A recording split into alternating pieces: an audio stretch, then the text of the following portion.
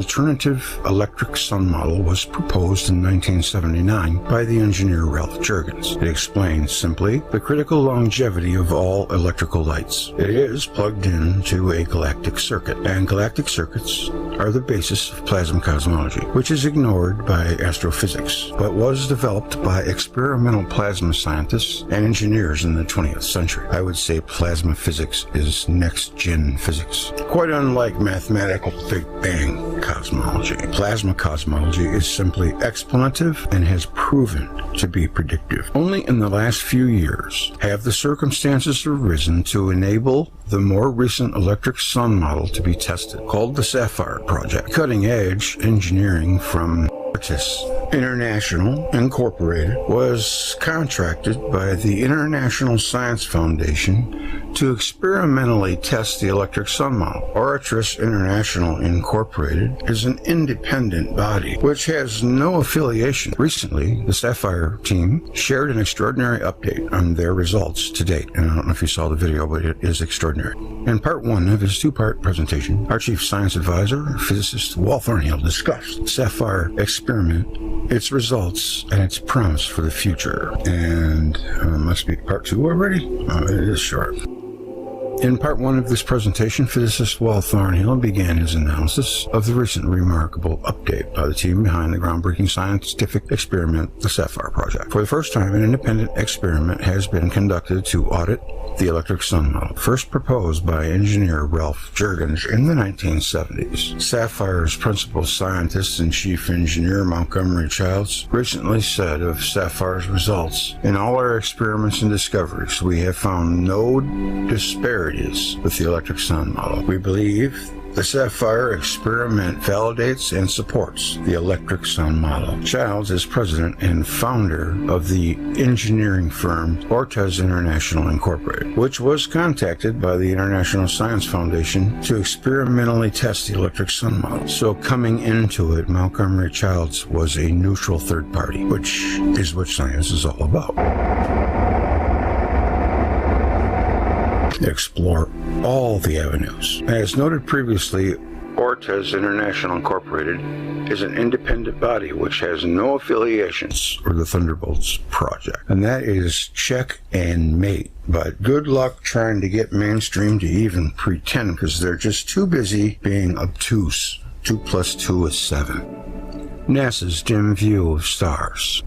The Cone Nebula shows a star at the top of a conical-shaped dusty plasma festooned with lights. The image strikes an instinctive chord. The mythical celestial world mountain, around which the stars revolve. That was the one that I thought had Lucy on the top, but maybe she left. The cosmic Christmas tree with lights. Fireworks displays against a night sky. Why?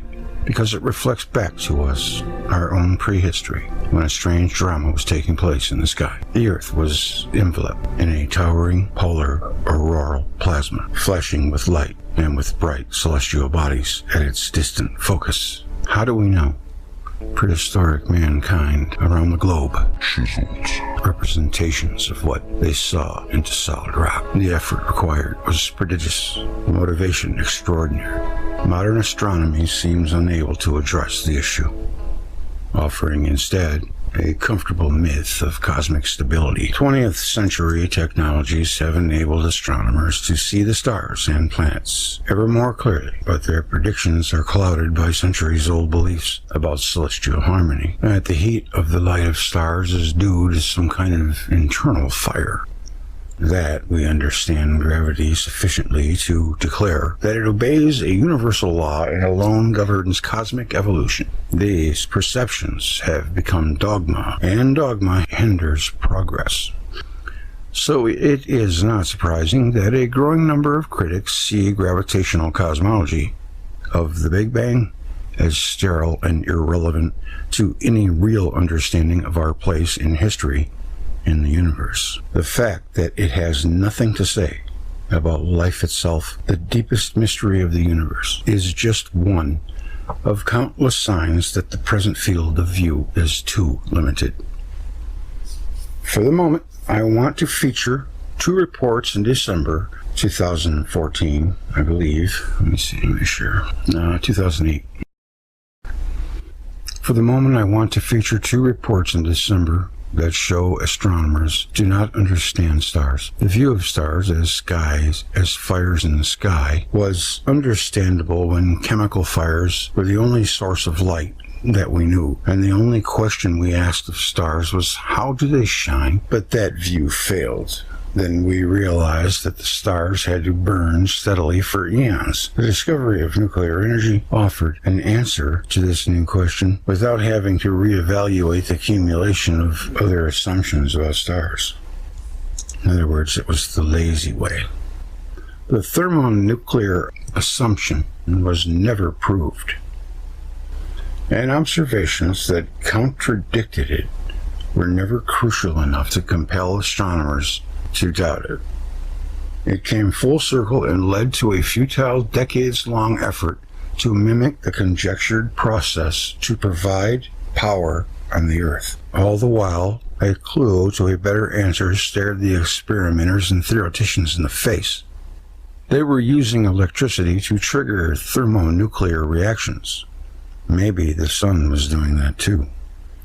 Now, I just heard Eric Dollard say that an H-bomb, it shorts out the Earth's electrostatic field. So, yes, nuclear weapons are electric. Radiation comes from electricity. We use electricity as a convenient means of lighting and heating. It doesn't require the power to be generated on site. We've discovered, that thin transmission lines can carry great amounts of power over long distances. From generator to light bulb, nature is parsimonious in achieving its ends. After I tell you this, you might never look at an X-ray machine the same again. Alright, the heart of an X-ray machine is an electrode pair, a cathode and an anode that sits inside a glass vacuum. That's right, X-ray machines are electrical. They make X-rays using electricity, and even in the micro world, planets work the same way. Why wouldn't stars get power from natural transmission lines? The satisfying answer is that they do. Radio astronomers can trace the telltale magnetic fields in deep space that they have. The magnetic fields mark filamentary cosmic transmission lines, carrying electrical power between galaxies and stars. NASA's dim view of stars. The latest report from NASA is a fitting end to the year of the electric universe. It demonstrates that the electric model of stars envisioned the latest observations, while NASA researchers again mask their assumptions by stating them as facts. Ironically, the report refers to some stars as low-energy fluorescent light bulbs. As usual, all the science reporting agencies repeat NASA's words without critical comment. Mainstream media rarely do investigate science journalism. As usual, all science reporting agencies repeat NASA's words without critical comment. No doubt, just parrots. Astronomers find the two dimmest stellar bulbs. Yeah, they don't mind calling them bulbs. Well, that's just admitting that the universe is electric. It's a tie. A new record holder for dimmest star-like object in the universe goes to twin failed stars, or brown dwarfs, each of which shines feebly with only 1/1,000,000th the light of our sun. But if you had a little planet right next to it, that would be all it would need inside its plasma sheath. Comet, as we shall see, the notion of twin failed stars is a theoretical assumption and not a fact. Every single thing Standard Model does is a theoretical assumption. In the electric universe, there is no such thing as a failed star. They have no thermonuclear engine to fail. All bodies in the galaxy receive external electrical energy from the galactic circuit. Radio astronomers, for the most part unwittingly, trace the circuit by mapping the magnetic fields of galaxies and stars. These fields are generated by the electric current flowing in the circuit. The circuits are unrecognized due to the mistaken conviction that the magnetic fields can be frozen into plasma. It can't even be frozen into rock. It weakens. The father of plasma physics, Hans Elfing, appealed against this mistaken notion in his Nobel Prize acceptance speech in 1970. But to give up this false belief would require discarding decades of theoretical work, reputations, and Nobel Prizes built upon it. The report continues. Previously, astronomers thought the pair of dim bulbs was just one typical faint brown dwarf with no record-smashing titles. But when NASA's Spitzer Space Telescope observed the brown dwarf with its heat-seeking infrared vision, it was able to accurately measure the object's extreme faintness and low temperature for the first time. What's more, Spitzer data revealed the brown dwarf is, in fact, twins. Both of these objects are the first to break the barrier of 1/1,000,000th the total light emitted power of the sun, said Adam Bergasser of the Massachusetts Institute of Technology, Cambridge. Bergasser is a lead author of a new paper about the discovery appearing in the Astrophysical Journal Letters. Brown dwarfs are misfits of the cosmos. They are compact balls of gas floating freely in space. But they are too cool and lightweight to be stars, and too warm and massive to be planets. The name brown dwarf comes from the fact that these small star-like bodies change color over time as they cool, and thus have no definitive color. In reality, most brown dwarfs would appear reddish. Not much of a difference between red and brown, if they could be seen with the naked eye. Their feeble light output also means they are hard to find. The first brown dwarf wasn't discovered until 1995. While hundreds are known today. Astronomers say many more in space still waiting to be discovered. Comment. All stars are in an electrical phenomenon. There are no misfits in an electric universe. All of the assumptions being heaped upon the meager photos received from deep space merely serve, as usual, to force-fit the data to the standard model of stars. The very name, brown dwarf, assumes that these stars are compact balls of gas floating freely in space. In stark comparison, the electric model describes them as huge because the light from a star is a plasma discharge phenomenon with only a loose relationship to the physical size of the star and a strong dependence on the electrical environment. Brown dwarfs do not simply cool down over time and wink out. They are externally powered electric lights. In December 1999, Wall wrote, "The apparent size and color of an electric star is an electrical phenomenon. If Jupiter's magnetosphere were lit up, it would appear the size of the full moon. The light of a red star is due to the distended anode glow of an electrically low-stressed star. Red giants are a more visible and scaled-up example of what an L-type brown dwarf star might look like close up." The report continues. Astronomers recently used Spitzer's ultra-sensitive infrared vision, which they shut Spitzer down, by the way, with no real explanation, to learn more about the object, which was still thought to be a solo brown dwarf. These data revealed a warm atmospheric temperature of 565 to 635 Kelvin, 560 to 680 degrees Fahrenheit. While this is hundreds of degrees hotter than Jupiter, it's still downright cold as far as stars go. In fact, it is one of the coldest star-like bodies measured so far. To calculate the object's brightness, the researchers had to first determine its distance from Earth. After 3 years of precise measurements with the Anglo-Australian Observatory in Australia, they concluded that the star is the 5th closest known brown dwarf to us, 17 light-years toward the constellation Antilla. This distance, together with Spitzer's measurements, told the astronomers that The object was both cool and extremely dim. But something was puzzling. The brightness of the object was twice what would be expected for a brown dwarf with its particular temperature. The solution? The object must have twice the surface area. In other words, it's twins, with each body sharing only half as bright, and each with a mass of 30 to 40 times that of Jupiter. Both bodies are 1 million times fainter than the Sun in total light, and at least 1 billion times fainter in visible light alone.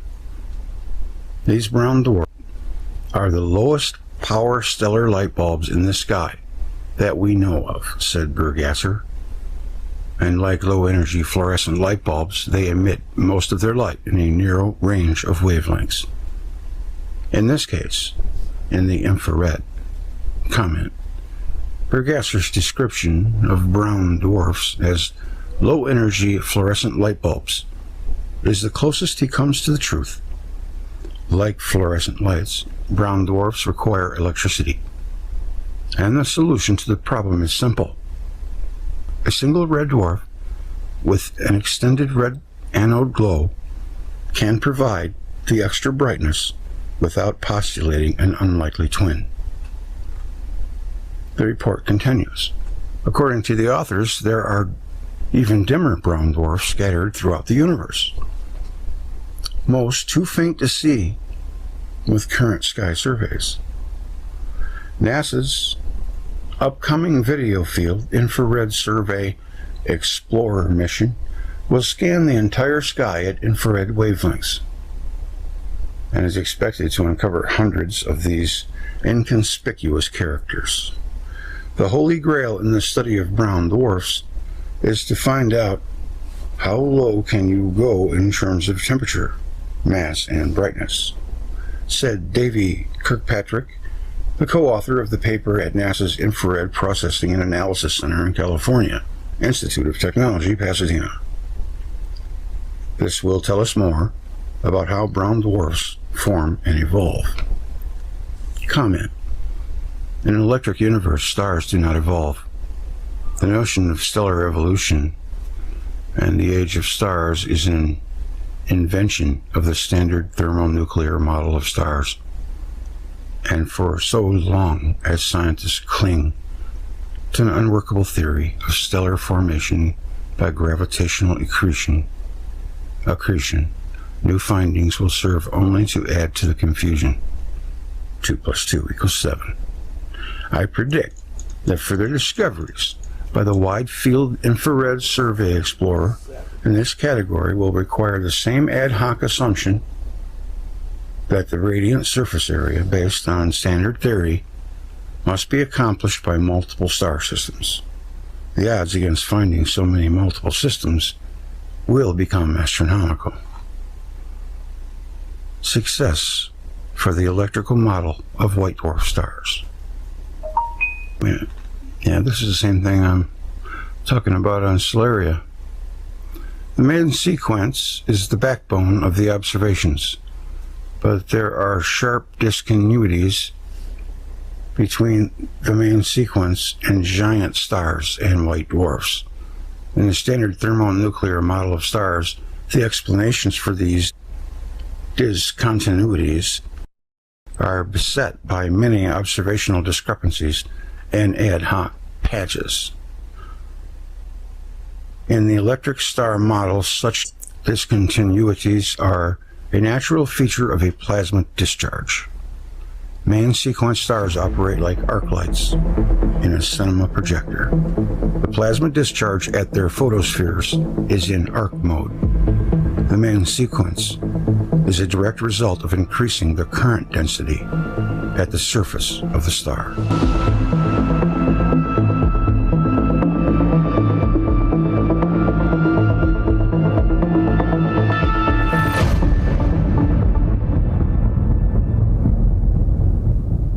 Red supergiant Betelgeuse is dimming.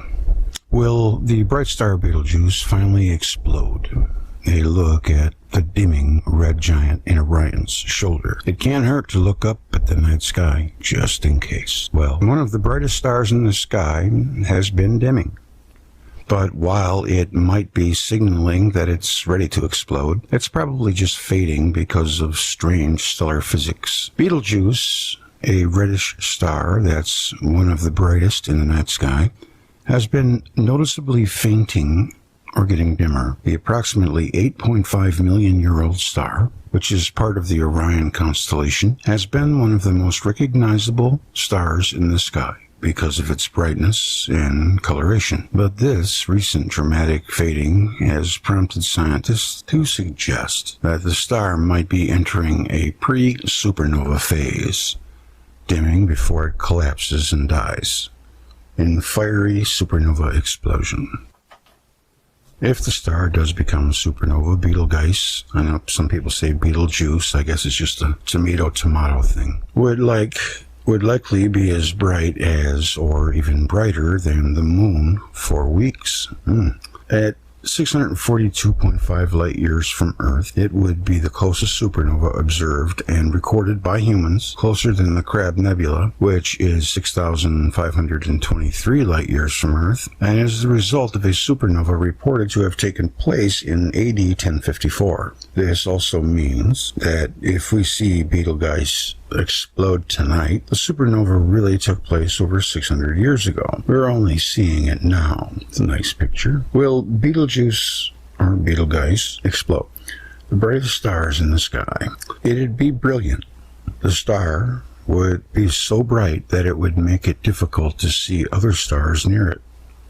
Edward Gininthal, a professor of astronomy and astrophysics at Villanova University, who reported the dimming, in an astronomer's telegram, told Space.com it would be the brightest supernova ever observed in our galaxy. But will we really see Betelgeuse explode? A massive dimming star. It's not surprising that the extremely massive star, which is likely about 20 times the mass of the Sun, has been dimming, because it's a variable star, meaning its brightness naturally shifts, something that scientists have observed for decades. The star has been classified a red supergiant star because of its size. However, with this recent dimming, the star's brightness kept going down beyond the limits that we scientists ever saw. It went outside of its usual parameter or comfort zone, Gininthal said. It's dimming a lot more than we've seen. Serafina Nance, an astronomy graduate student who studies Betelgeuse and stellar explosions at the UC Berkeley, told Space.com, but does that dimming foretell an explosion? We know massive stars like Betelgeuse will explode as a supernova. The question is, when? There really haven't been close observations of them, supernovae, before they go off, Gininthal said. He explained that while some think that there wouldn't be any major changes in the star until just hours before it blows up, others think that it would start to dim about a year before exploding. There's no true consensus. While it's possible that the star could explode any time between now and 100,000 years from now, this dimming might not actually be a sign that it's about to blow. Both Nance and Gininthal said. That's a really nice picture. Shows you how much bigger it is than the Sun. Holy smokes, it's a monster. It almost looks like it's exploded now. If it looks like that. Oh, artist visualization shows Betelgeuse, and as it is revealed by new observation techniques with ESO's Very Large Telescope. Well, then show the images with the telescope. A false alarm? While he acknowledges that it could explode soon, and this dimming could be a sign that the explosion may happen relatively soon, I believe it is going to blow up now, Gininthal said. Oh, I believe it isn't going to blow up now. I hope it does, but my bet is that it's not going to.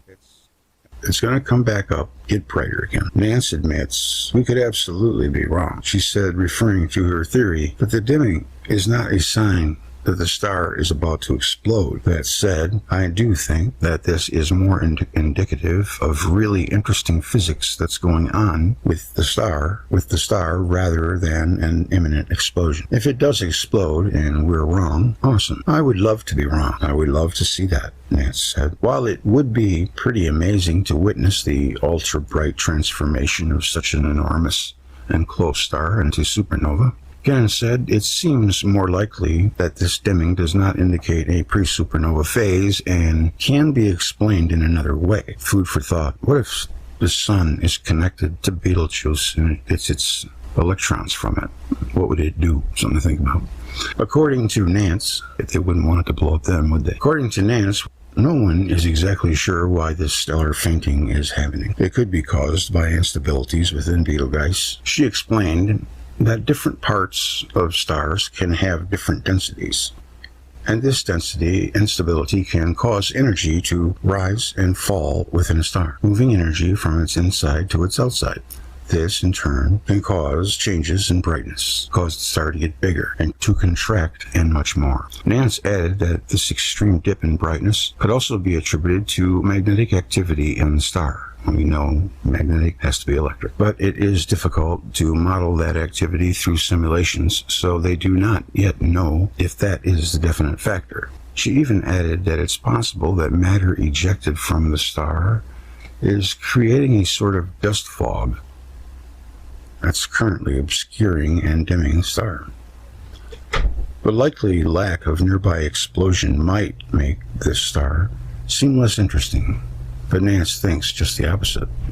I think that this is really interesting to watch and really interesting from a physics perspective of trying to better understand how massive stars experience periods of variability, she said. You should still look up. Now, while both Nance and Gannon think that it's most likely that Betelgeuse is just displaying a dimmer appearance because of some interesting stellar physics, they also agree that an explosion in our lifetime is still possible. It's worth it to look up and look for the dimming star in the night sky. While I don't think it's going to explode anytime soon, Nance said, I'll keep my eye on it just in case. We don't know what's going to happen. Wow. There are absolutely limits to our models, she said. I'm going to look up at the night sky and check that it's still there every time I go outside, even if it is in a pre-explosion phase.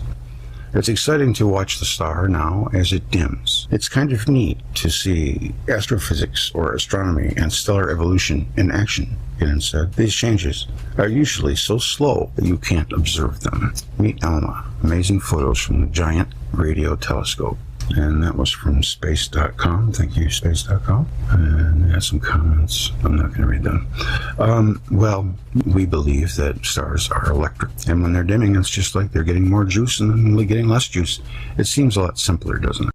Inside. Take a star and a sunspot, and somehow mainstream astronomy, cosmology, has convinced people that the star is being lit from the inside when it's black on the inside of a sunspot. It's just impossible. Why is it that people can't put that wire together? It's pretty easy from where I'm sitting, and I'm not trying to make fun of anybody. I'm just saying that some people are so dogmatic in their beliefs that they refuse to look at the basic common sense of something. It's not their fault. It's just that we grew up believing that our teachers and our schools and our institutions were all honest with us and told us the truth. But we have come to find out that it is far from the case. We have been lied to just about every step of the way, or misinformed. So, I asked you, when you look at that and you say that's being lit by nuclear fusion going on in the core, how could it possibly be when over half the star is dark? It can't be. Now, coupled with that, the electrons, the 100-fold increase of electrons that Voyager found that are streaming into our solar system. Well, they used a different word, diffused. They're streaming into our solar system and they're feeding the sun. And it's right there. I mean, every aspect of the sun, which is a star, says that it's being lit from the outside and that it is electricity that runs stars.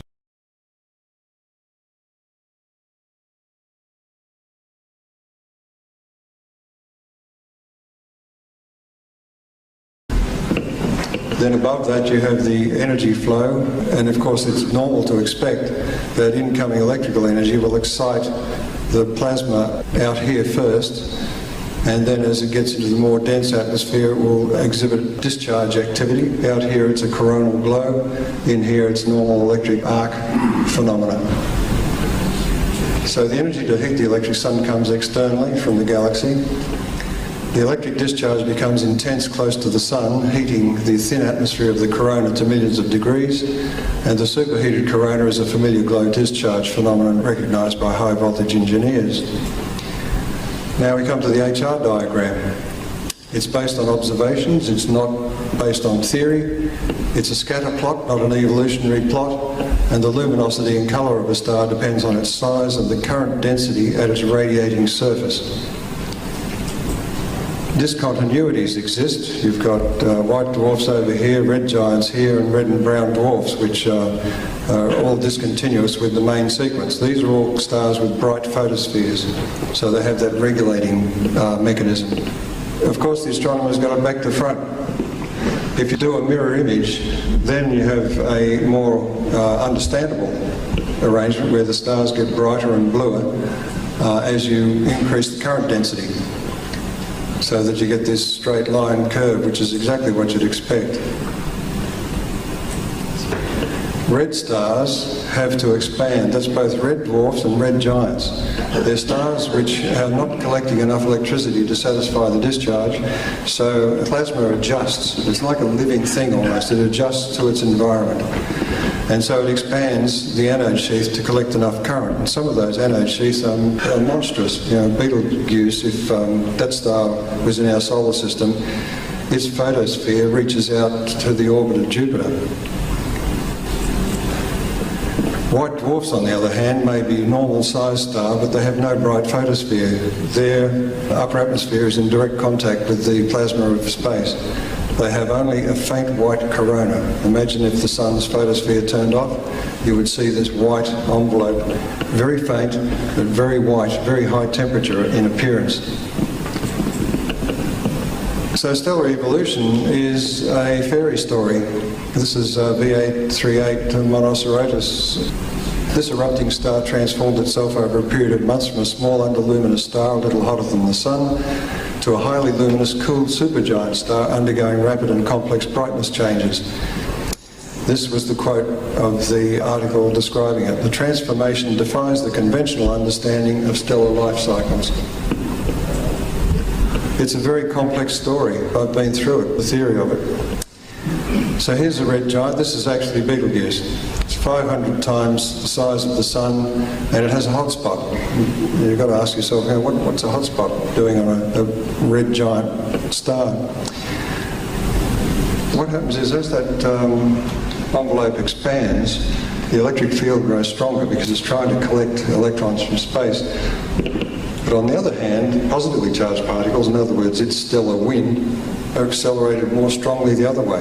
So you have this anomaly where these cool stars have the most powerful winds known. And if the stellar wind is being boiled off, so to speak, this doesn't make any sense at all. And Betelgeuse sports a hot spot. I've suggested it may be above one of its poles because one of the Alphane circuits shows that one of the connections of the electric circuit is to the poles of the star. So we may be staring at one of the poles. Giants and dwarfs. The usual story is that stars consume their fuel and change to giants or dwarfs. The story is complex, unverifiable, and regularly contradicted. This is another version of the HR diagram there. And astronomers are perpetually astonished by unexpected changes in stars. This is a white dwarf system. Sirius B is the white dwarf, and Sirius A, you'll see an optical light here. Sirius A is very bright in the sky, and Sirius B is almost invisible, and it's a faint white, so-called white dwarf. Now, if you look at it in X-rays, it's the reverse. Here's Sirius B, it's brighter than its optically bright partner Sirius A. This is what you'd expect, where the discharge reaches into the ionosphere directly of a star. The X-ray output is high, the visual light output is low. There's nothing special about that. It can be an ordinary star, it's just that its partner may have usurped most of the current. It's supposed to be a collapsed star at the end of its fuel. But how can an old and a young star be together? Because here you have an old and a young star, so to speak, under the conventional ideas, together. A white dwarf has no bright photosphere. Its white light and X-rays come from an intense corona. Here's the different star types, and I've shown how I think they would look. A red dwarf is actually quite large. In other words, it's like a red giant in miniature. A red dwarf was discovered, and the astronomers decided it was putting out too much light for what they assumed was a dwarf star. So they said, oh, it must be a pair of red dwarfs of exactly the same size and power output. I suggested no, it's a single red dwarf. It's just much bigger than anyone ever expected. Main sequence star, it is covered with photospheric tufting, tufted anode and a controlled discharge. Blue giants are a large star under high electrical stress. Red giants are a normal star under low electrical stress, and it develops a glowing plasma sheath. A white dwarf is a normal star in direct contact with space plasma and has low luminosity.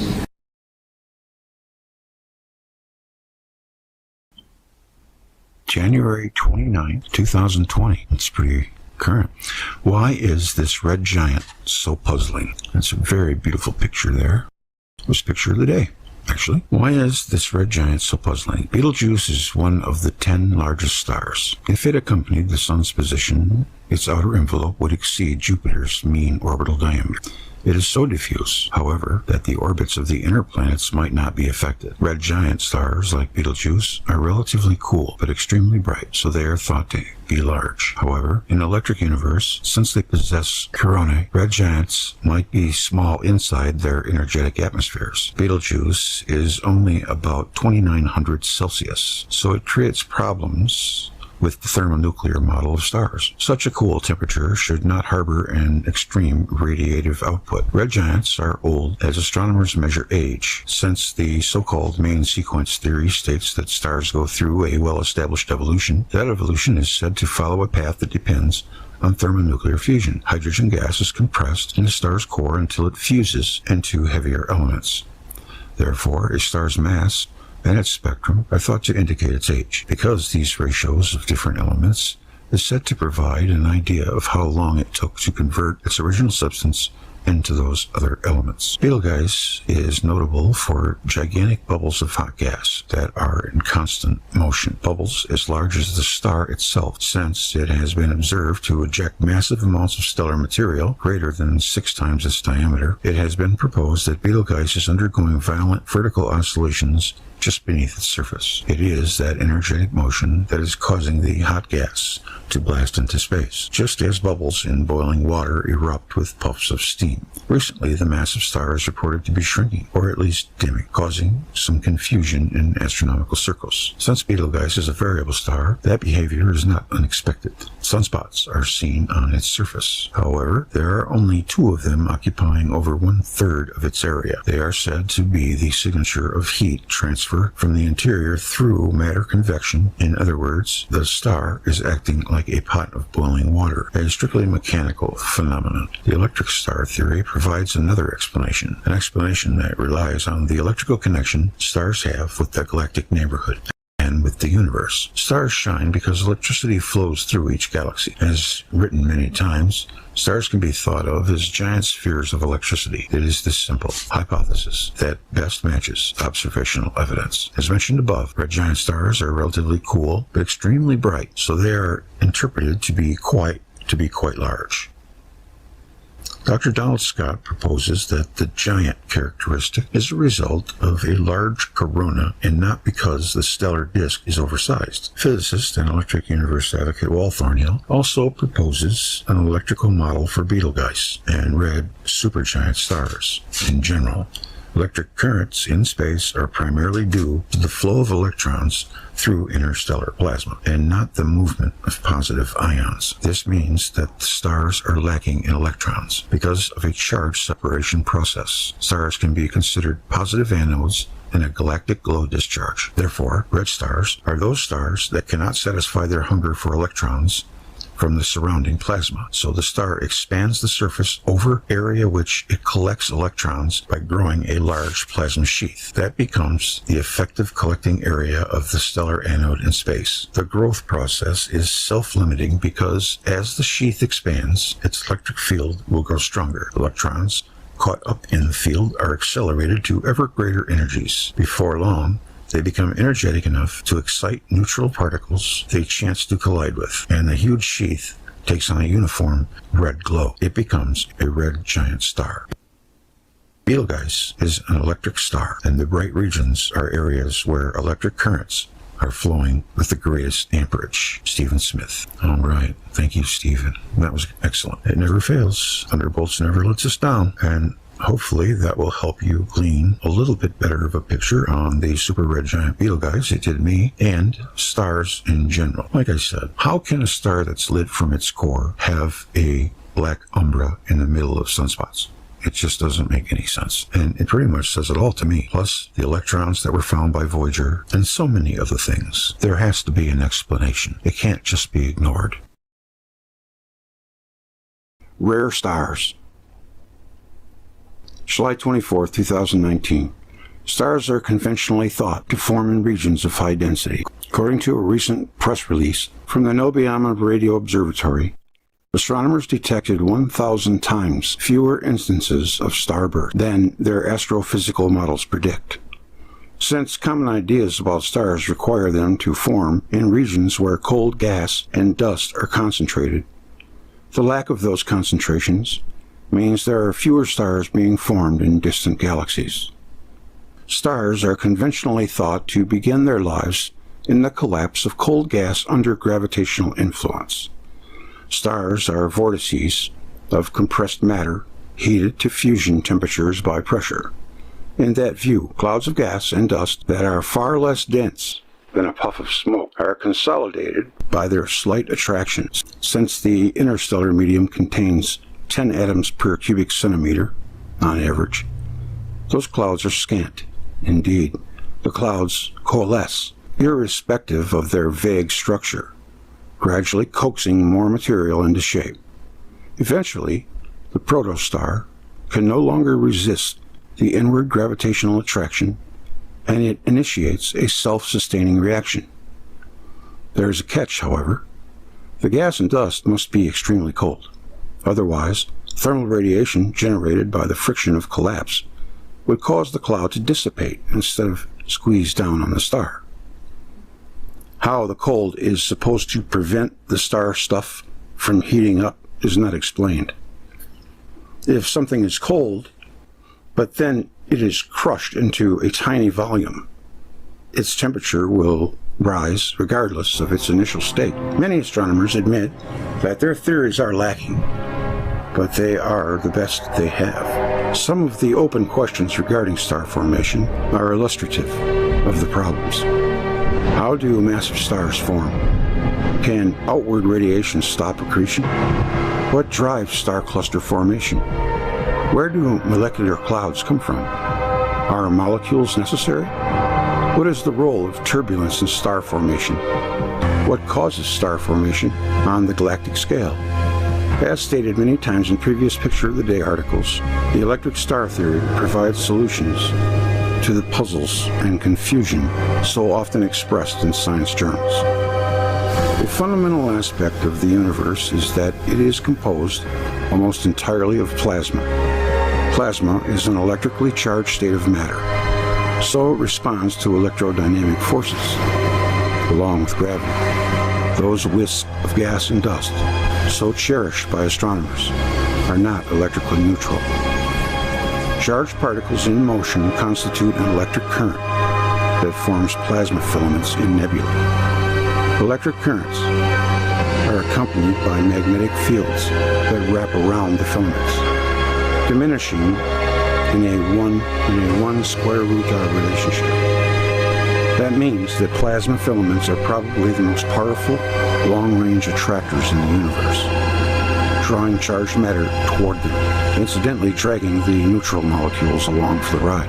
Along the strands of electromagnetically confined plasma, Bennett pinches occur, crushing plasma into tightly confined spaces. As the filaments become more narrow, the magnetic fields increase, compressing the plasma even more tightly. Eventually, the pinch effect causes plasmoids to form along the filament. Thus, stars are born. From an electrical parentage, Stephen Smith. And there you have it.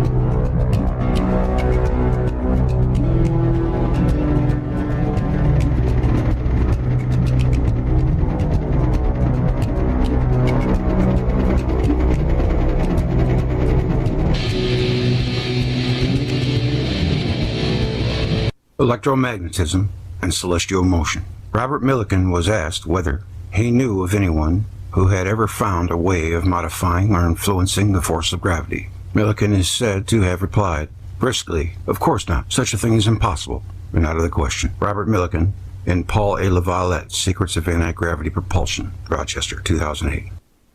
Velikovsky challenged the concept that only gravity affected celestial motions when he wrote unambiguously, "The accepted celestial mechanics notwithstanding the many calculations that have been carried out to many decimal places or verified by celestial motions, stands only if the sun, the source of light, warmth, and other radiation, is as a whole an electrically neutral body. Fundamental principles of celestial mechanics, including the law of gravitation, must come into question if the sun possesses a charge sufficient to influence the planets in their orbits or the comets in theirs.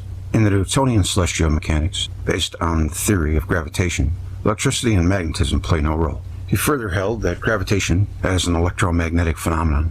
In that citation, Len E. Rose pointed out that Velikovsky had moved away from some of these positions. It should be noted that during the last 2 decades or so of Velikovsky's life, the ideas that had been expressed in Cosmos Without Gravitation, 4 Plans of the Universe, no longer reflected Velikovsky's approach to the extent that they once did.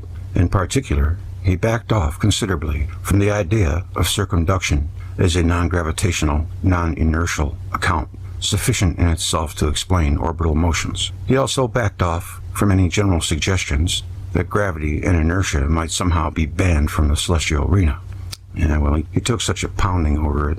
What he often said in his later years was, not that gravity and inertia played no role, but rather that they did not play the only role. That is, that gravity and inertia were not alone responsible for what occurred in the celestial arena. Electromagnetic interactions also played a considerable role in cosmic events, especially when celestial bodies were in close approach to each other, but also even when they were far apart. In any case, each of the 4 plans of the universe, even the 4th, should be taken as a construction, a working hypothesis, for the purposes of discussion, not as a final position. The same is true of Cosmos Without Gravitation. Not all of the ideas that were formulated in that early monograph were ones that Velikovsky continued to adhere to in his later work. Nevertheless, it must be emphasized that Velikovsky did not ever abandon the idea that gravity itself might eventually be interpreted as an electromagnetic phenomenon, nor did he ever abandon the idea that the solar magnetic field might, to some extent, be responsible for the fact that the planetary orbits are roughly coplanar. This, then, is the general concept that Velikovsky believes celestial mechanics rested upon. Nevertheless, before proceeding, it must be pointed out that Robert J. Shadwald, on the advice of one of Velikovsky's disgruntled followers, brought up Cosmos Without Collision and cited it without ever letting his readers know that Velikovsky no longer agreed with much of that material, but clearly, and anger-driven, claimed these were still Velikovsky's positions. Nevertheless, Velikovsky's electromagnetic concept is now out in the scientific community, and as we will see, it is growing. As was also pointed out above in the chapter on celestial mechanics, there are several aspects of celestial mechanics that cannot be correlated mathematically without Newtonian theory, but require an additional force, electromagnetic force. in order to operate. Miles Mathis, who well understood the depths of maniacal rage this Velikovskyan concept held for his critics, pointedly states, astrophysics, who would have to admit that Velikovsky was at least partially right, would rather tear out their eyeballs and eat them than go there. In terms of Freudian psychology, the great underlying neurotic problem of humanity is the Oedipal complex, as outlined by the Greek playwright Sophocles in his trilogy Oedipus.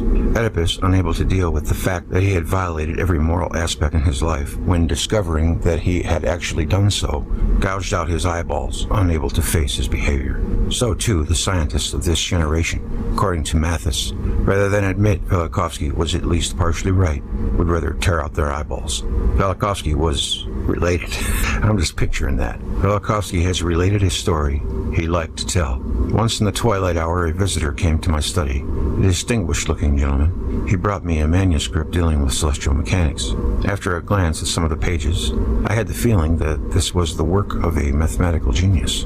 I entered into a conversation with my visitor and mentioned the name of James Clerk Maxwell. My guest asked, "Who is he?" Embarrassed, I answered, "You know the scientist who gave a theoretical explanation of the experiments of Faraday?" "And who is Faraday?" inquired the stranger. In growing embarrassment, I said, "Of course, the man who did pioneer work in electromagnetism." "And what is electromagnetism?" asked the gentleman. "What is your name?" I inquired. He answered, "Isaac Newton." When Velikovsky awoke, on his knees was an open volume of Newton's Principia. This story is told to illustrate what I have said before. Would you listen to anybody discuss the mechanics of the spheres who does not know the elementary physical forces existing in nature?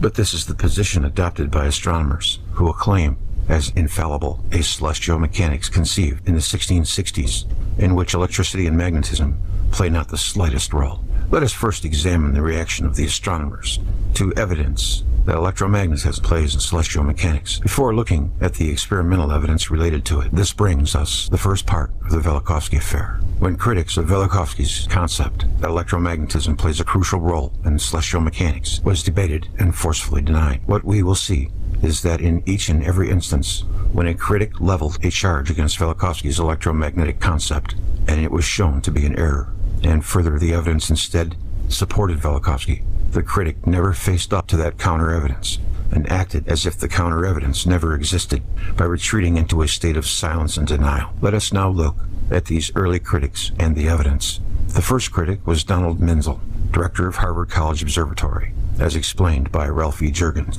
In 1952, in the Proceedings of the American Philosophical Society, Menzel had offered calculations to show that if Velikovsky were right about the electromagnetic forces in the solar system, the sun would have a surface electric potential of 10 to the 19th, 10 billion volts. An absolute impossibility, according to the astronomers. But in 1960, V.A. Bailey, emeritus professor of physics at the University of Sydney, claimed that the sun is electrically charged and that it had a surface potential of 10 to the 19th volts, precisely the value calculated by Menzel. Bailey, at the time his theory was first published, was entirely unaware of Velikovsky's work and of Menzel's refutation of it. The idea that this quantitative refutation of Velikovsky's wild hypothesis, Menzel's own description of his contribution to the proceedings in 1952, should now be brought to Velikovsky's support, was intolerable to the Harvard astronomer. So when he mailed his paper to Harper's in 1963, he also sent a copy to Bailey in Sydney and asked him in a covering letter to revoke his theory of electric charge of the sun. The theory was casting doubt on the continuing efforts of Menzel and other American scientists to discredit Velikovsky, and Menzel pointed out of what he conceived to be an error in Bailey's work. The mathematical error, to the contrary, had been made by Menzel. Nevertheless, when new scientific evidence supported Velikovsky's concept regarding electromagnetism, neither Menzel nor the rest of the astronomical physics establishment jumped at the opportunity of evaluating how it might operate, but instead tried to deny the evidence existed. Einstein agreed with Velikovsky, who said, "The real cause of indignation against my theory of global catastrophes is the implication that celestial bodies may be charged." He, Einstein, wrote in the margin, yes, just like the scholastic professors denied that Galileo's telescope showed Jupiter had 4 moons circling it. The entire scientific establishment denied that the sun may very well carry a charge capable of affecting the orbits of the planets. There was no investigation only flat-out denial. The second astronomer who criticized Velikovsky's electromagnetic concept in the early part of the Velikovsky affair was James Warwick, who specifically wrote a paper on magnetic stars that, like Menzel's, was supposedly a devastating calculation and rebuttal to Velikovsky. He claimed that the astronomers had been working with magnetic star motions for years, and found nothing to indicate their high magnetic fields had any influence on motion in this regard. The original criticism appeared in Chronos, Volume 10, Number 3, 1985, pages 10 and 11. My answer to Warwick was published 3 years later. Immanuel Velikovsky claimed that two magnetic stars orbiting at close quarters would not be influenced by gravitational interaction, but also by magnetic interaction. Earth and Upheaval, New York, 1955, Forum Address, page 297. Radio astronomer James Warwick calculated the influence of two magnetic stars, each of 10,000 Gauss, separated by 3 solar radii and aligned with their dipole moments, directed toward each other, to maximize the magnetic interaction. Based on his careful calculation, he could claim that the magnetic interaction between the magnetic stars was about 1 billion times smaller than gravity, far too small to influence the orbits of these bodies. We wish to challenge this conclusion based on mathematics and physics, and offer observed evidence that denies the validity of Dr. Warwick's calculation and conclusion. The third instance of the early Velikovsky affair, wherein a critic attacked Velikovsky's concept that there was an electromagnetic force in addition to gravity operating, is Ivan King, an astronomer and one of the organizers of the 1974 AAAS Symposium on Velikovsky, who bluntly stated before the meeting was even held, "What disturbs the scientist is the persistence of these views, in spite of all the efforts that scientists have spent educating the public. It is in this context that the AAAS undertakes the Velikovsky Symposium. Although the symposium necessarily includes a presentation of opposing views, we do not consider this to be the primary purpose of the symposium. None of us in the scientific establishment believes that a debate about Velikovsky's astronomical electromagnetic force views would be remotely justified in a serious scientific meeting." Strangely enough, King's research deals with the behavior of globular clusters that are spherical in shape and are made up of 10,000 to 1 million mostly old red giant stars. There are a few hundred globular clusters in the Milky Way, with the greatest concentration of stars toward their central cores. Also unusual is that these globular clusters do not revolve about the galaxy as do the stars in the galactic disk on relatively circular orbits. Rather, these clusters have orbits that are highly elliptical, like those of most comets in the solar system. Globular clusters orbit toward and away around the galactic core. Furthermore, the orbits of the stars in these globular clusters do not orbit its core in circular orbits, but do so in orbits that are highly elliptical. This creates a major gravitational problem in explaining how these clusters can survive. Over time, stars will approach one another and gravitational interactions will accelerate one of them so greatly that it will leave the cluster forever. Therefore, these globular clusters should be shedding members and becoming ever smaller in size. However, when a star is kicked out of the cluster, it will remove gravitational energy or angular momentum with it and make up for this loss of gravitational energy. The star that interacted with the escaped one must move inward to counterbalance that loss. The law of conservation of angular momentum is fundamental to gravitational theory and demands this.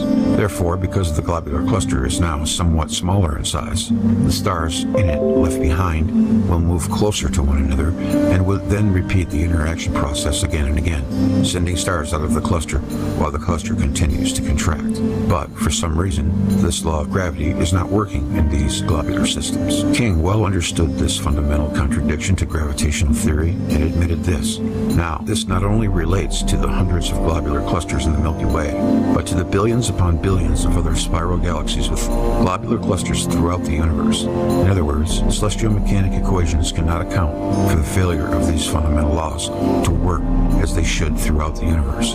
Here, then, is how King dealt with this massive negation of the theory he claims disproves Velikovsky. Although globular clusters are obviously long-lived, they are not immutable. Slowly but steadily, stars evaporate, escape from the cluster as they reach escape velocity from the cluster during their interactions. The gravitational theory that adequately predicts the resulting evolution of the cluster is basically simple, but many of the details have remained elusive. The binding energy of a cluster holding it together is is really an energy deficit, the energy it would take to accelerate all the stars to their escape velocity and tear the cluster apart. To reach escape velocity, a star must acquire enough kinetic energy to overcome the cluster's negative gravitational energy. Thus, the stars that escape are those with the most kinetic energy, whereas the amount of gravitational energy they contribute to the cluster is no more than average. As a result, the evaporation of stars increases the amount of binding energy per star remaining in the cluster as the cluster contracts. According to the current theory, it does not reach a steady state. Instead, energy from the contraction of the cluster is converted into kinetic energy of stellar motion, thereby heating the core.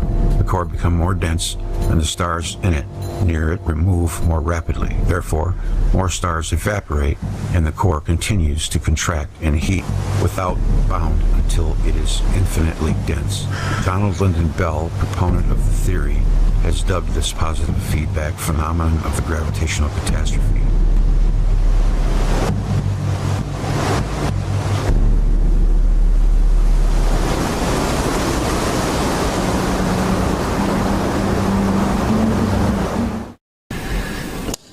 Talking about brown dwarfs, if a brown dwarf gets close to a very bright star, the bright star is at a higher potential than the brown dwarf, that brown dwarf will actually switch off as a star and become a comet. It switches from being an anode in the discharge system to being a cathode, and there are quite distinct differences. Now, if the Earth, hypothetically here, if the Earth was a satellite of a brown dwarf, that radiating shell would be quite enormous. It could have all of the satellites of that object, that small star, orbiting within that envelope. That whole radiating envelope puts energy on the surface of any orbiting planet equally on every square metre. So that you would have no seasons, no day and night, and you'd receive ultraviolet light. This refers to what Dwight was talking about the other day with the earliest memories of mankind. It suggests that we were in this situation, and astronomers in recent years have come to the conclusion that this is the more likely place for life to thrive. Where we are now is much more precarious. So brown dwarfs don't hang out with stars because electrically it's impossible. The other thing is that these brown dwarfs, unexpectedly, they flare. They throw material off occasionally because they've got no means of controlling their discharge other than to get rid of material, matter, charged matter. So that any satellites of these brown dwarfs gets occasionally drowned in water, an atmosphere, and also solid materials to cause layering on them. Brown dwarfs flare and deposit layered minerals on their satellites. There's a few more logical leaps involved in the electric universe, and I'll just go through a few of them. I asked the question, is gravity a weak electric dipole-to-dipole force between distorted subatomic particles? And this refers to something that Velikovsky said to me when I visited him, and also to Ralph Sainsbury's view that all subatomic particles have an orbital structure, a resonant orbital structure. And as Ralph has pointed out, magnetism then is also an electric dipole-to-dipole force due to transverse distortion of electrons or protons accelerated in an electric field. If so, the electric force is the only force necessary in physics, and this goes back to the way classical physics operated, by trying to reduce the number of forces and ideas. And quantum effects imply that all matter has a resonant electrical substructure. Information and energy can be stored and transferred via these matter resonances, and that has significance in biological systems too. So astrophysical and biological coherence requires universal, near-instantaneous electrical interactions. All of the so-called spooky quantum things are no longer spooky if we accept this idea. We have a return of the ether. We must have particles to be able to transfer the energy and the forces through so-called empty space. Empty space, I suggest, is full of neutrinos. Neutrinos are the lowest energy state of matter. They exhibit vanishingly small mass. They're composed of subtrons, which is what Ralph called them. They form electric dipoles, that is the neutrinos, in an electric field, and each dipole rotates in the electromagnetic field of a light wave. That ties the speed of light in a vacuum to the moment of inertia of a neutrino. and neutrinos may reintroduce cause and effect to radioactive decay. At present, it's a purely statistical phenomenon. The other thing is that it also solves the difficulty of the so-called annihilation and creation of matter in particle accelerators. You cannot do it, but if the neutrinos are the substrate, they can accept energy and become a particle and its mirror particle. I don't use the word antiparticle because there's no such thing. It's all matter, all matter. I put these few slides on the end because there was discussion about Venus and the transfer of charge, and I think it's important because it returns Velikovsky's gauntlet to him cordially. Velikovsky argued that planets change orbits, exchange thunderbolts, and quickly settle into peaceful orbits. Now, rapid settling after chaos defies Newton's laws, which, of course, that was the argument levelled against Velikovsky, which for more than a two-body gravitational system are chaotic anyway. So the astronomers have yet to explain why we have a stable solar system. So astronomers simply ignored the gauntlet flung down by Velikovsky. Then we have Anthony Peratt and the convergence of his work with ours some few years ago. And he showed, globally, petroglyphs show to a high degree of confidence that within human existence the Earth has suffered stupendous electric discharge phenomena from the heavens. And that's a picture of one of his papers. Now, if we accept Velikovsky's gauntlet, we need to look at Newton's law of gravity again and just have a think about what it really means. You'll notice there that G, I put its dimensions there just to show that it does include mass. And if mass is a variable, then we have a problem. It is simply assumed that G is the same for all bodies in the universe. In other words, the universal gravitational constant, and that was an assumption. Stellar and planetary structure and composition is based upon this premise, but if mass is a variable, can it explain cosmic pool? The book over there is by one of the Thunderbolts team, C.J. Ransom, The Age of Velikovsky. Of course, MOND is the latest buzzword in gravity theory, the modified Newton's dynamics. I've suggested that we can have electrically modified Newtonian dynamics. I won't go through all that business there, you can see it on my website and so on. But the upshot is that the radius of the orbit of the planet is proportional to the mass of the planet if you keep the orbital energy constant and you assume the sun's G is constant, and I think that's a fair assumption. If the mass doubles, the orbital radius must double to conserve orbital energy. Now, I said earlier that all planets and stars and all celestial objects will form an electret. In other words, you have positive poles facing inwards and negative poles facing outwards. So it sets up an internal electric field. The planet acts like an electret. And any free electrons would tend to drift towards the surface. Like a subatomic particle under the stress of an electric field, the internal electrical stress modifies the apparent mass of the planet or star, and therefore its gravity. Exchanging charge at the surface through lightning, etc., changes the mass or gravity of a planet. And there is evidence for that.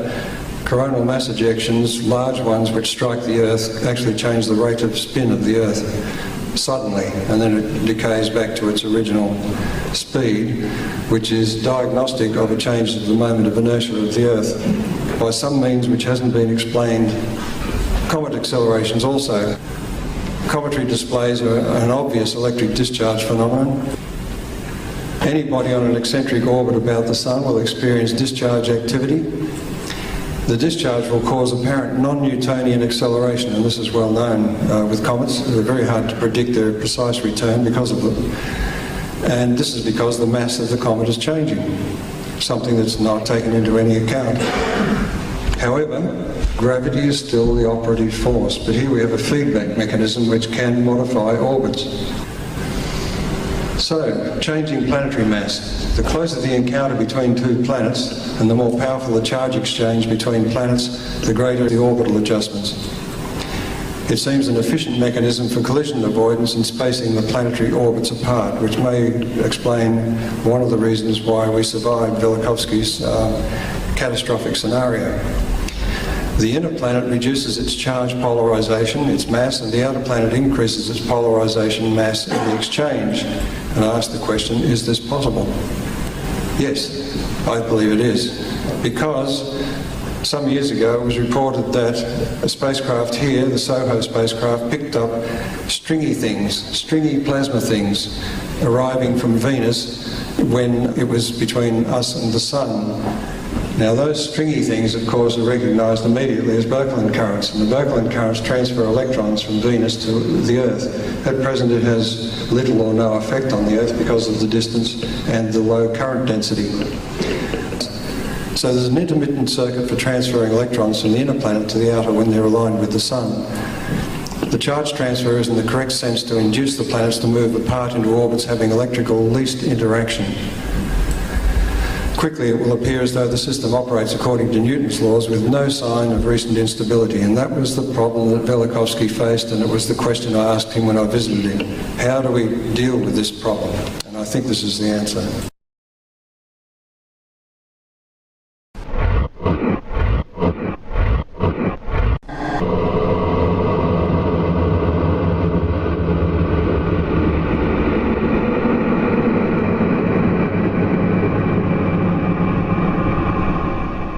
Thoughts occasioned by two recent announcements from Jerry Dunning Davies, Department of Physics, University of Hull, England, abstract. Fairly recently, two announcements concerning astrophysical observations appeared. The first, from NASA, mentioned the fact that the Voyager 1 spacecraft had detected a 100-fold increase in the intensity of high-energy electrons from elsewhere in the galaxy, diffusing into our solar system from outside. The other revealed that a new all-sky map showed the magnetic fields of the Milky Way with the highest precision, and proceeded to point out that the origin of galactic magnetic fields remains unknown despite intensive research, although it's seemingly assumed that they are constructed via dynamo processes, such as are said to occur in the interiors of the Earth and the Sun. Here it is pointed out that plasma cosmology, electric universe theory, can and does offer viable solutions to these and other supposed problems faced by orthodox cosmology. On December 5th, NASA announced that its Voyager 1 spacecraft had entered a new region between our solar system and interstellar space. All the details may be viewed at jpl.nasa.gov//news. In this announcement, one of the more interesting comments is that Voyager has detected a 100-fold increase in the intensity of high-energy electrons from elsewhere in the galaxy, diffusing into our solar system from outside. This comment is of interest because, apart from the word diffusing, it describes what the electrical model of our universe expects in the virtual cathode region of the solar discharge boundary. Also, on December 6th, it was revealed that the new all-sky map shows the magnetic fields of the Milky Way with the highest precision. It was claimed that the origin of galactic magnetic fields remains unknown despite intensive research. They're not going to get it until it swims up and bites them on the ass. Although it was seemingly assumed that they are constructed via I already read that. Shit. Some years ago, in an entirely different context, Sir Winston Churchill advised people to learn from the lessons of history, and in the present context, it might seem appropriate to follow this advice in astrophysics. Hence, in this spirit, it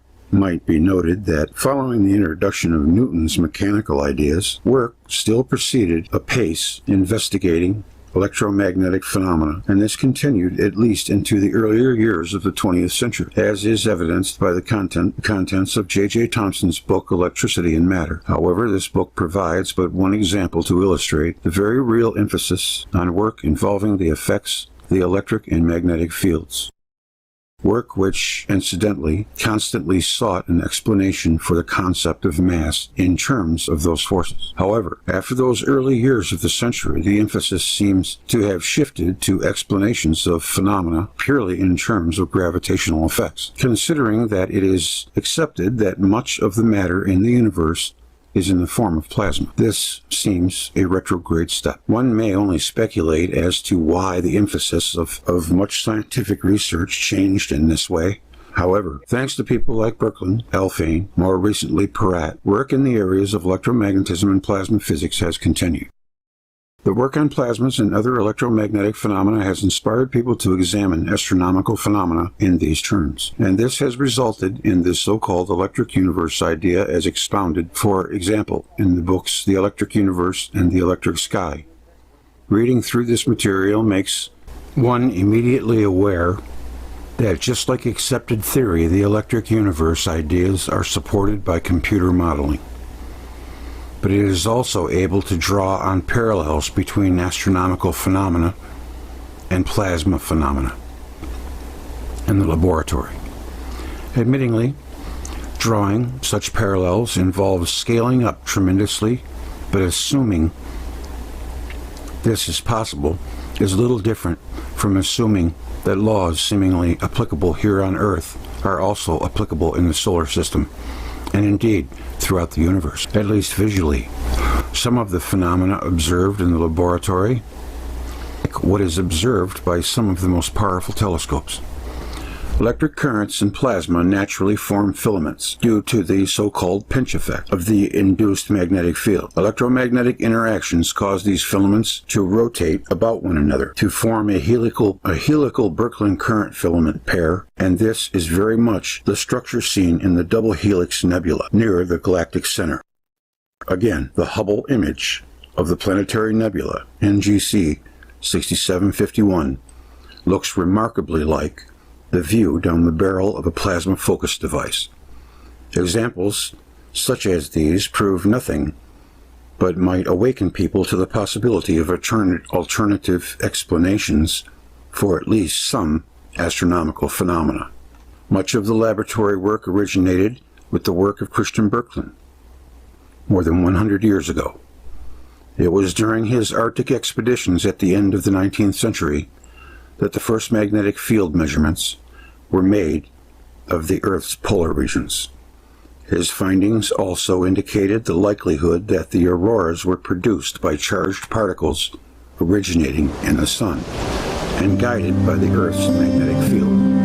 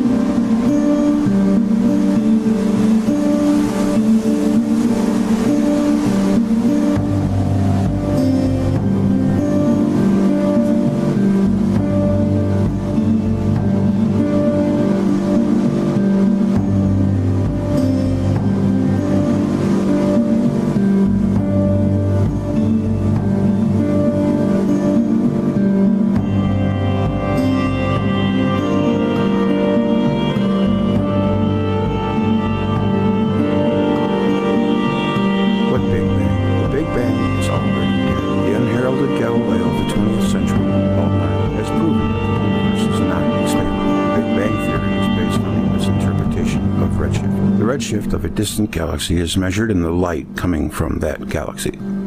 Lines in the spectrum of that galaxy show a shift toward the red compared with the same lines from our Sun. ARP discovered that high and low redshift objects are sometimes connected by a bridge or jet of matter, so redshift cannot be a measure of distance. Most of the redshift is intrinsic to the object, but there is more. ARP found that the intrinsic redshift of a quasar or a galaxy took discrete values, which decreased with distance from a central active galaxy. In ARP's new view of the cosmos, active galaxies give birth to high redshift quasars and companion galaxies. Redshift becomes a measure of the relative ages of nearby quasars and galaxies, not their distance. As a quasar or galaxy ages, the redshift decreases in discrete steps, or quanta.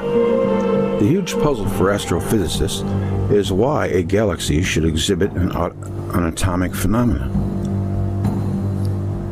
When you have four bodies immersed in the same plasma, all with different redshifts, that only leaves one explanation, that redshift is non-cosmological or intrinsic.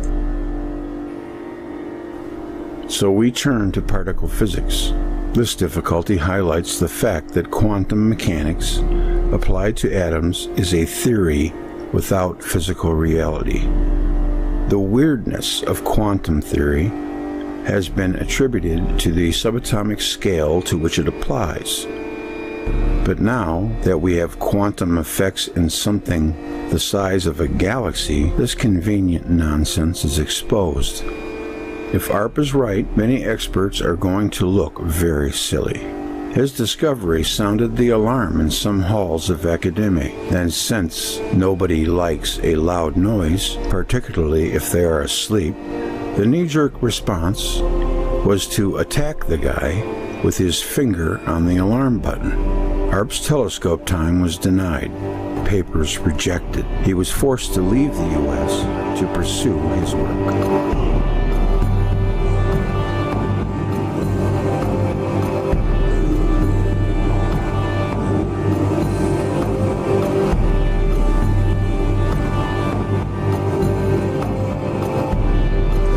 5 electric galaxies. For more than 10 years, plasma physicists have had an electrical model of galaxies. It works with real-world physics.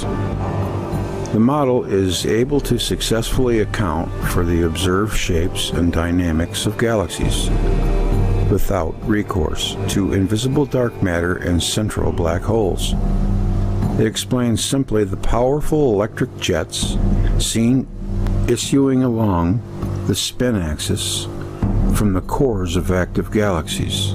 Recent results from mapping the magnetic field of a spiral galaxy confirm the electric model. On the other hand, cosmologists cannot explain why spiral shapes are so common, and they have only ad hoc explanations for galactic magnetic fields. More recently, intergalactic magnetic fields have been discovered, which is the final straw to break the camel's back. Incredible gravitational models involving invisible black holes. Incredible gravitational models involving invisible black holes have had to be invented in a desperate attempt to explain how the attractive force of gravity can result in matter being ejected in a narrow jet at relativistic speeds.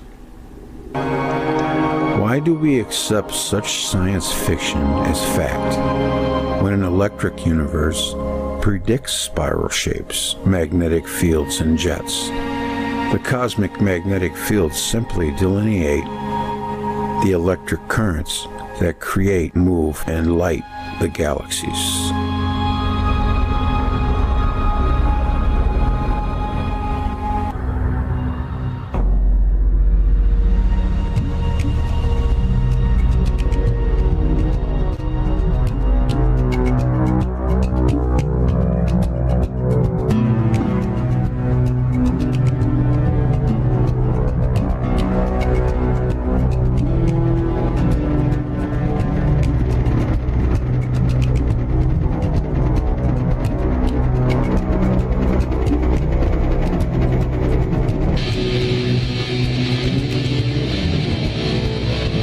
Then we come to the main event, electric stars.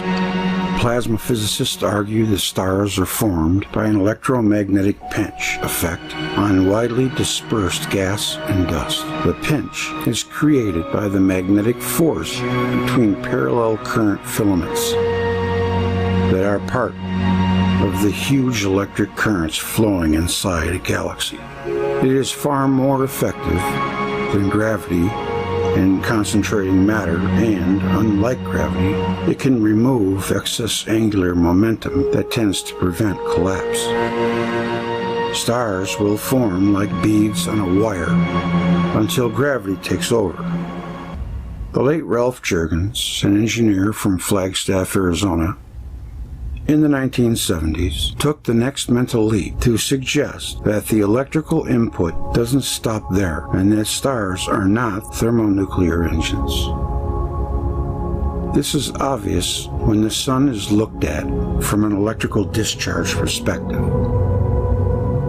The galactic currents that create the stars persist to power them. Stars behave as electrodes in a galactic glow discharge. Bright stars, like our Sun, are great concentrated balls of lightning. The matter inside stars becomes positively charged as electrons drift toward the surface.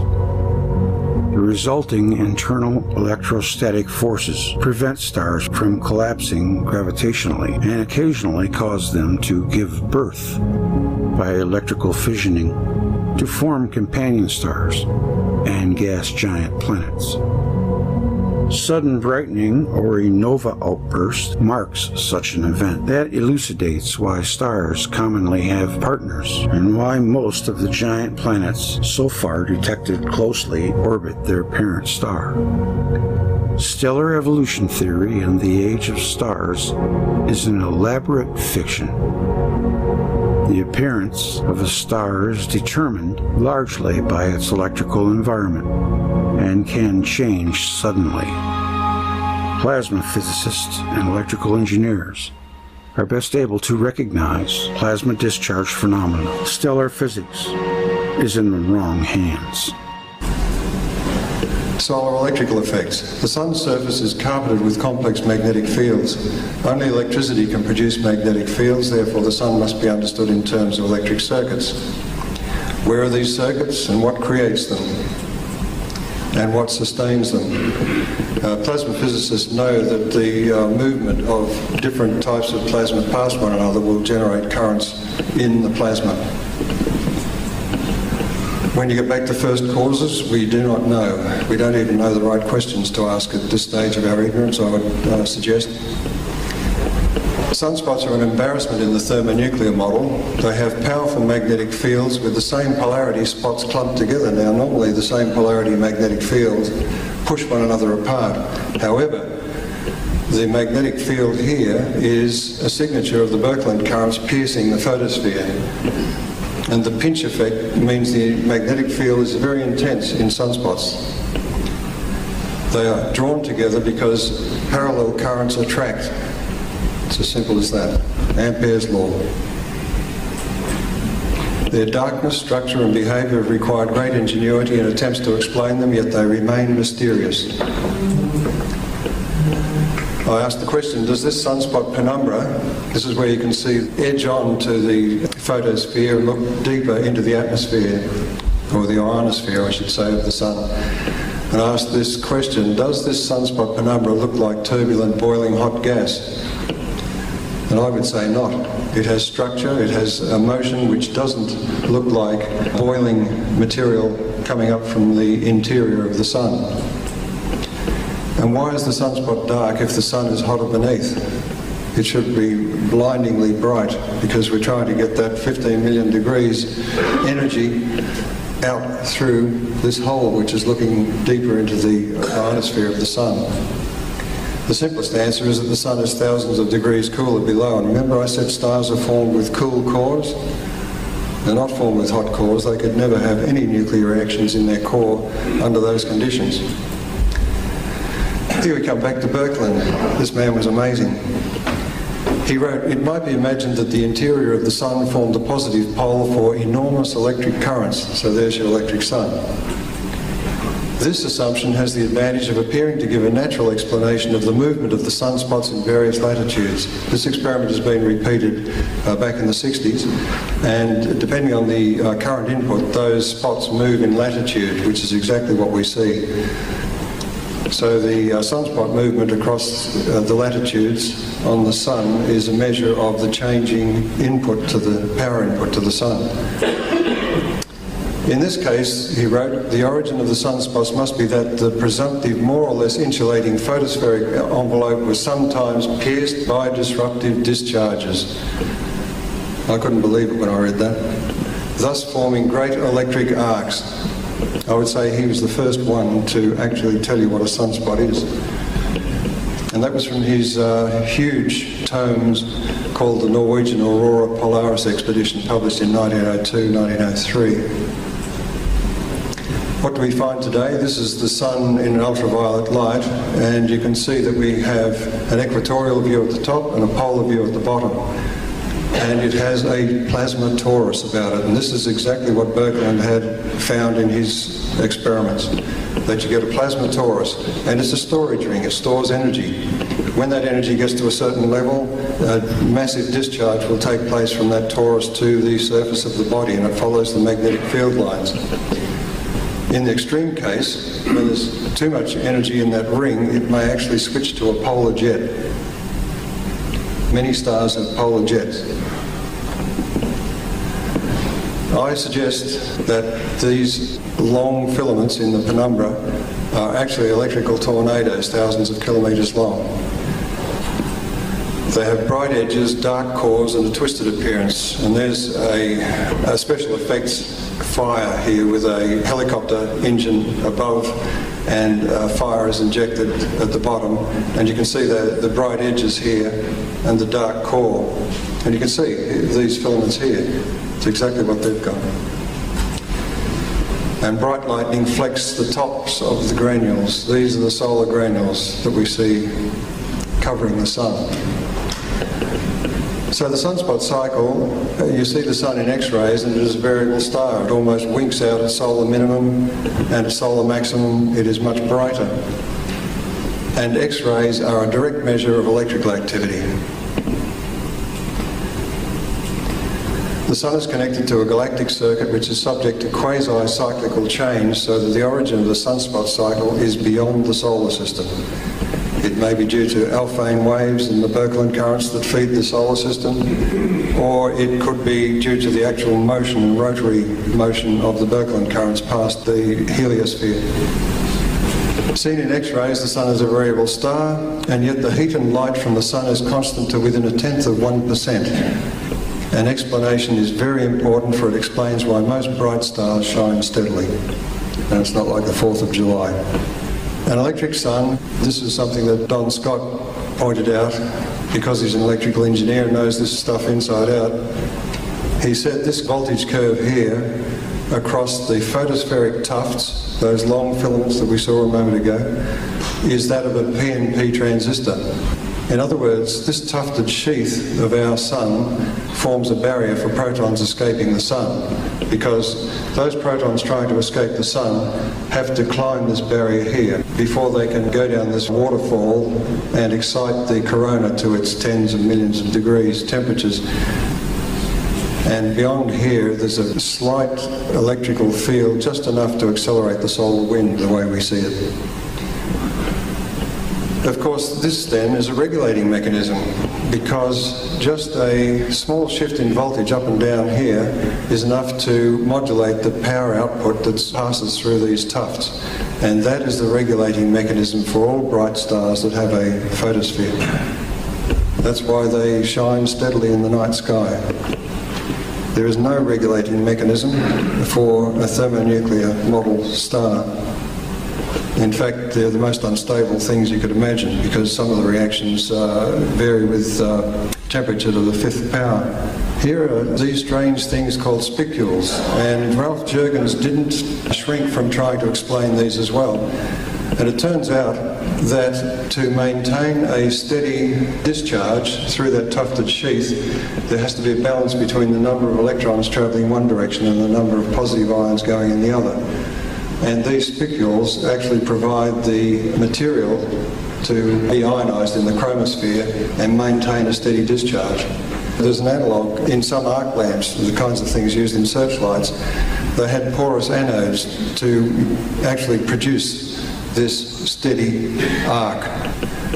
Don Scott, this is his diagram from his book, The Electric Sky. It's the solar transformer. The greatest puzzle of the sun, its magnetic field reversals, is solved. The sun has magnetic fields induced by a varying DC power input, and so acts like a power transformer with an impressed DC current as well. So all you've got is a varying DC current which is driving the sun. Remarkably, once again, here he is, Christian Birkeland proposed that solar magnetism was caused by electric currents induced in the conductive interior of the sun. Hey presto. He should have got a Nobel Prize, several of them. Solar neutrinos match the no thermonuclear engine inside the Sun. It's not important, but it's just one of the questions that arise. The neutrinos produced in the dense photospheric plasma, because these are pinches, is where the nuclear synthesis takes place. So stars produce their own heavy elements. You don't have to have supernova explosions to do it. A supernova explosion actually distributes the material that the star has already formed. A neutrino count falls when the sunspots reduce the photospheric area. So the higher the number of sunspots, the lower the number of neutrinos, which is what you'd expect if this second point is correct. So we need not assume a change in flavour of neutrinos, whatever that means. In other words, a change in resonance state of the neutrino en route from the solar core, because the reactions in those plasma filaments is much more complex than the standard hydrogen to hydrogen chain reaction would provide. Now, stellar and planetary structure and composition are based upon the erroneous conviction that Newtonian big G is a universal constant. So when I say that this Sun has a heavy element core, of course the helioseismologists would say, but you know, our models show that it hasn't. But they're basing their model on a completely erroneous idea about the amount of matter in our star or any celestial body. If big G is a variable dependent upon the electrical state or the electrical tension in a body like the Sun, then we cannot say what it's made of. We have no way of knowing except by observing material that comes from it. And if the Sun is cool, there is a radial internal electric field to be considered, because, as I said before, all the positive charges are heavier than the negative charges. So in a gravitational field there would be an offset and a radial electric field, so all celestial bodies behave like electrets. These internal electric fields can actually respond to disturbances and cause the ejection of large quantities of core material. In other words, form planets and moons and so on. The electric Sun has a completely different picture. Here we have a cool core. We have an extensive atmosphere and an ionosphere at the top, and at the very top of that ionosphere is this global lightning or electrical tornado system, packed cheek by jowl. Give a summary of my interest and position in the debate about the Saturnian configuration. I was one of the early science undergraduates in the late 50s who had read Velikovsky's works before in the halls of academia. To my surprise and profound disillusionment with quote-unquote experts, I soon discovered that this was not so.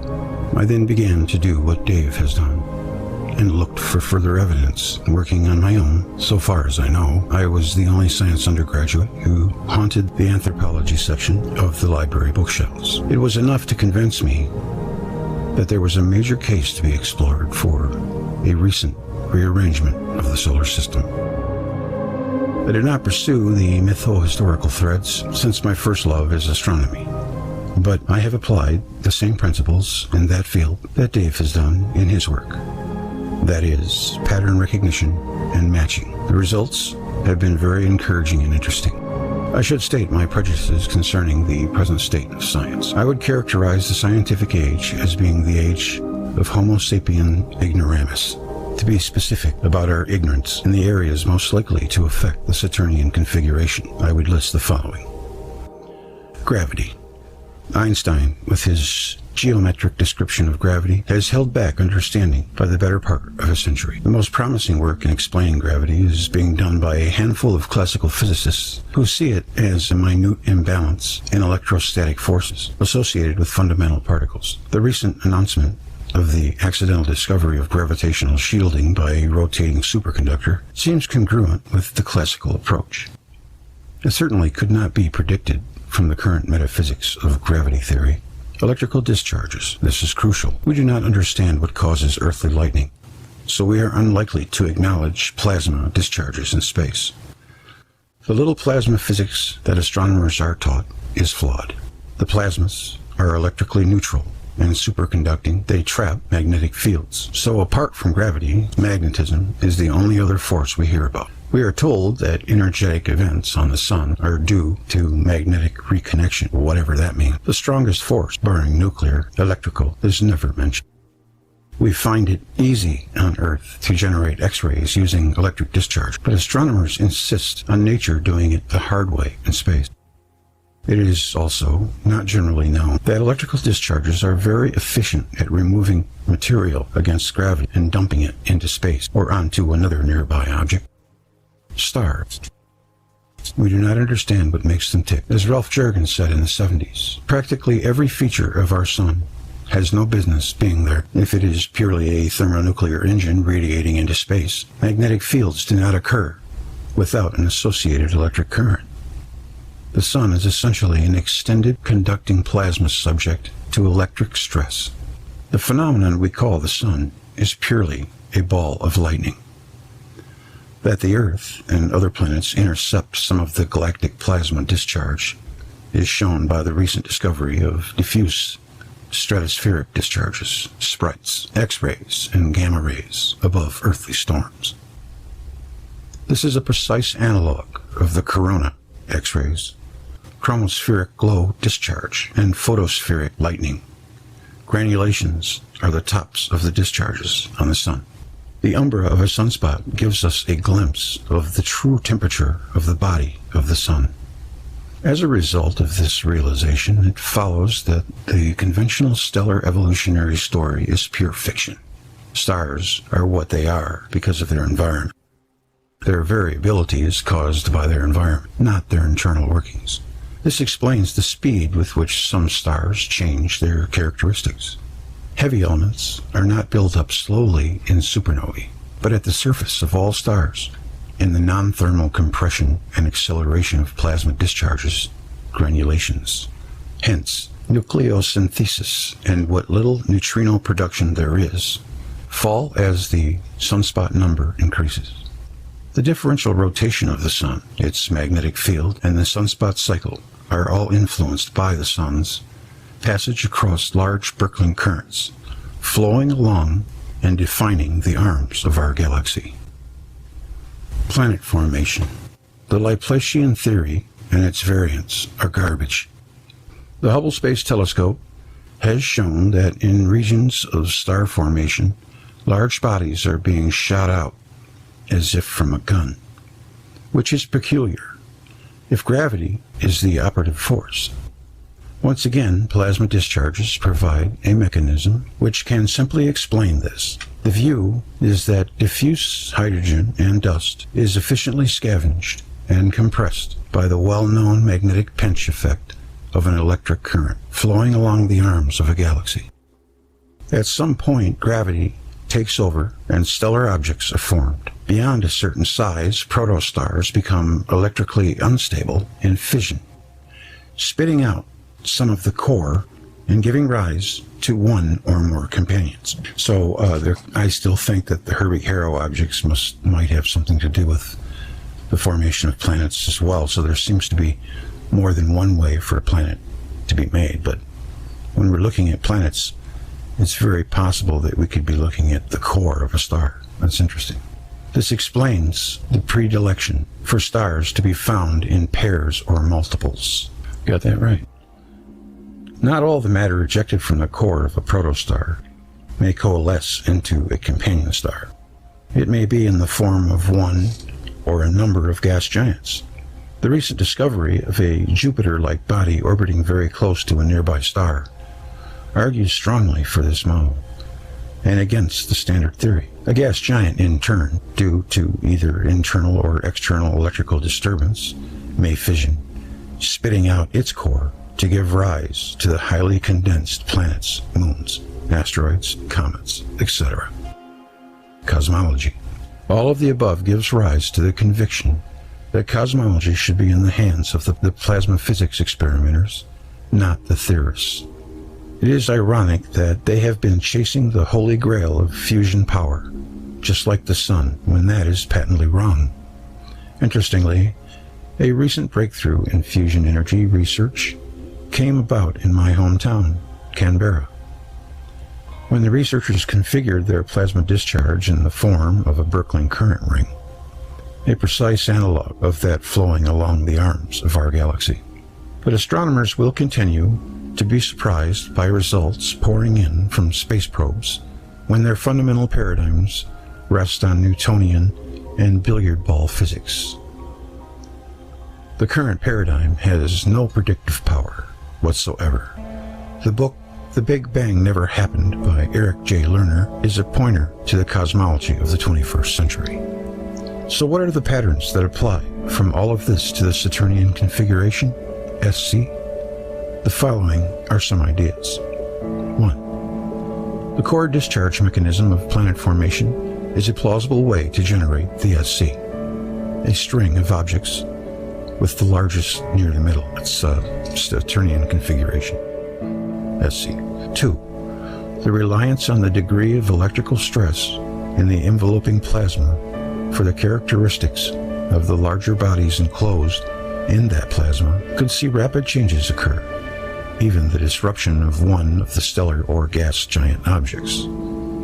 It could certainly involve jets of material being emitted by such bodies and forming a diffuse cloud enveloping the polar configuration. It could also be the destabilizing influence which finally breaks it up. 3.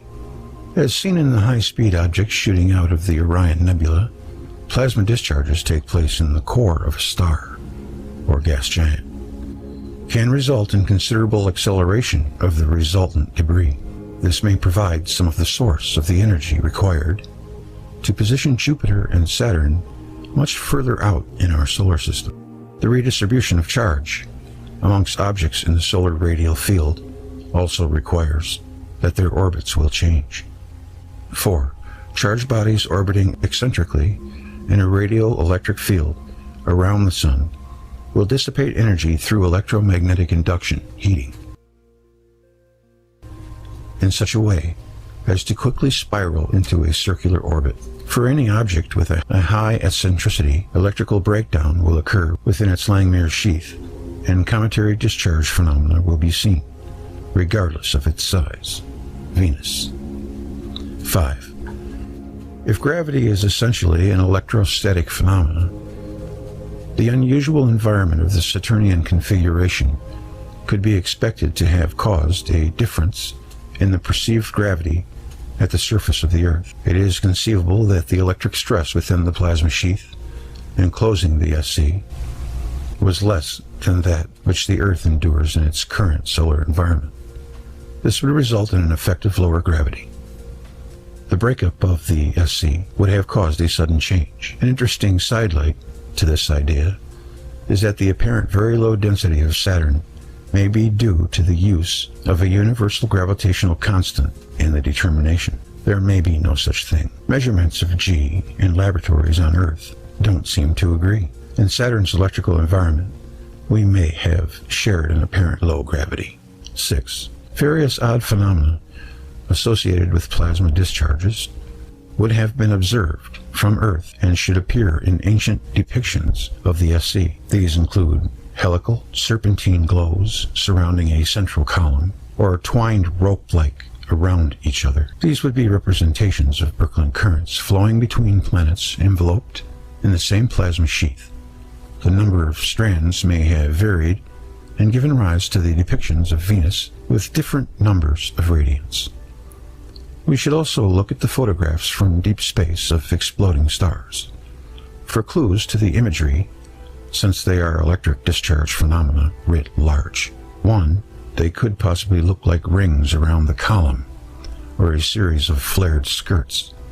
Another effect is seen in discharge tubes filled with low-pressure gas, where a series of light and dark bands are formed transverse to the discharge axis.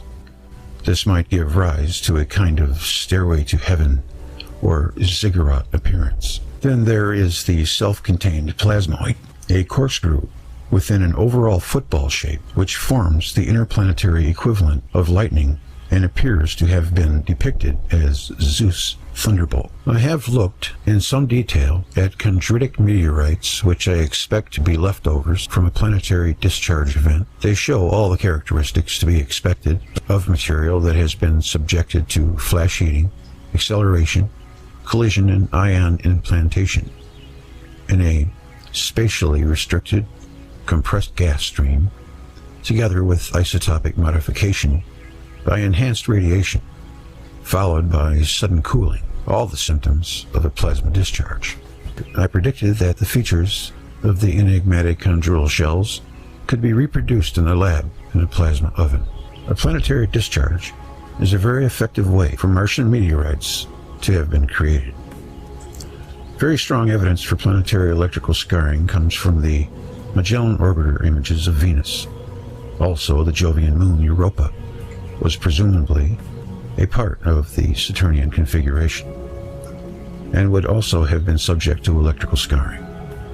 I predict that when close-ups of Europa are available in December, the so-called cracks in the ice will be found to be electric discharge channels, with the raised levees on either side of the dark cross-section caused by discharge modification of the excavated material, in the manner of the green glass beads formed from the melted soil excavated by an electric discharge along the lunar rails.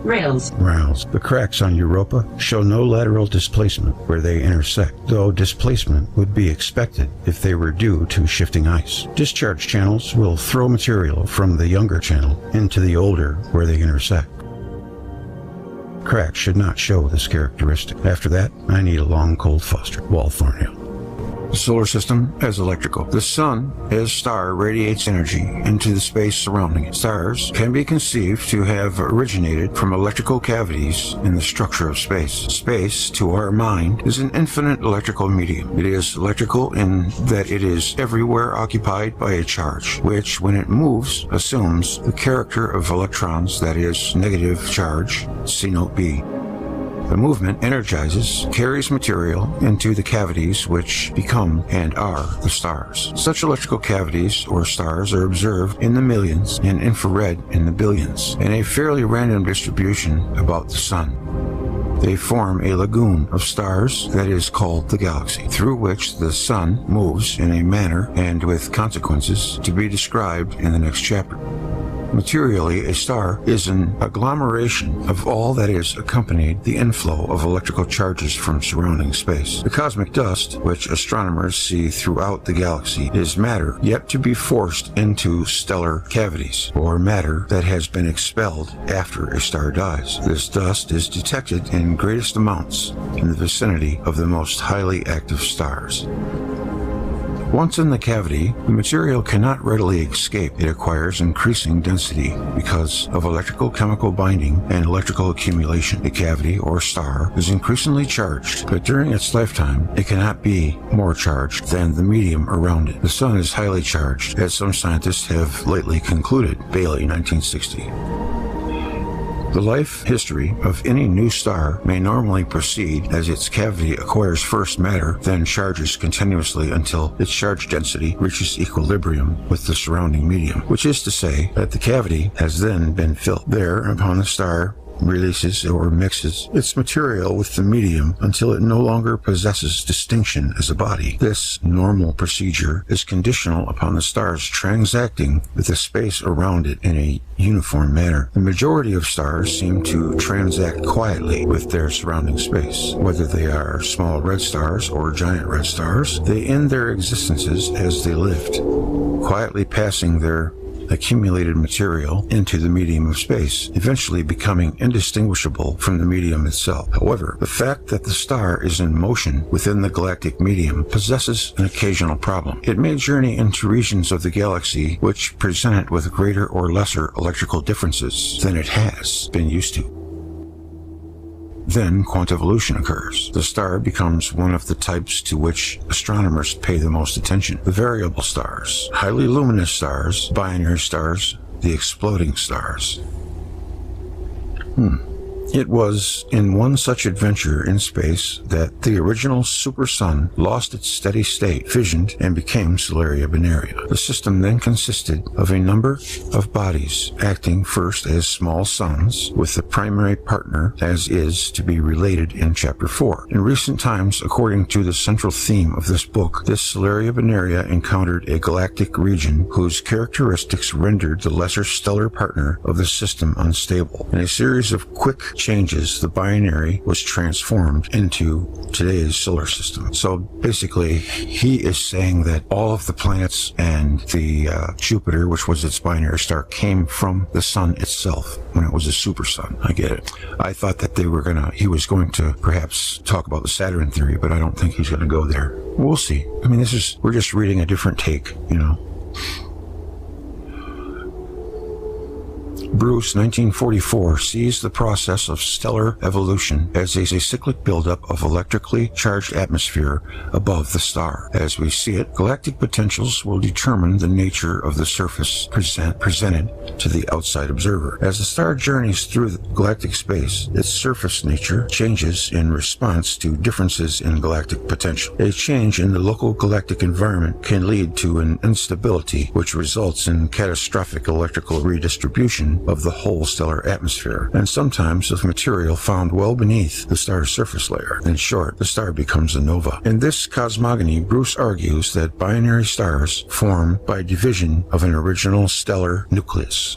When the star becomes a nova, the returning nova discharge, transacting electrically with the normal outward flow of equal or greater than stellar wind off the star, induces the outburst star to rotate. A possible reverse jet blast from the explosion might also cause the rotation to occur. Stars then should have a maximum rotation during the nova outburst. Fission of the star into a binary would then logically happen most frequently by rotational fission, Coble, 1938. Immediately after a nova outburst, close binary pairs should be found among the post-nova stars. The solar system is probably the descendant of a supersun, a body containing at least 11% more material than the existing sun, which became electrically unstable and underwent a nova explosion. When the supersun erupted as a nova, it divided into a close binary pair, whose primary became our present sun, and its companion was a body about 10% the size of the sun. See Littleton, 1953. Henceforth to be called Super Uranus.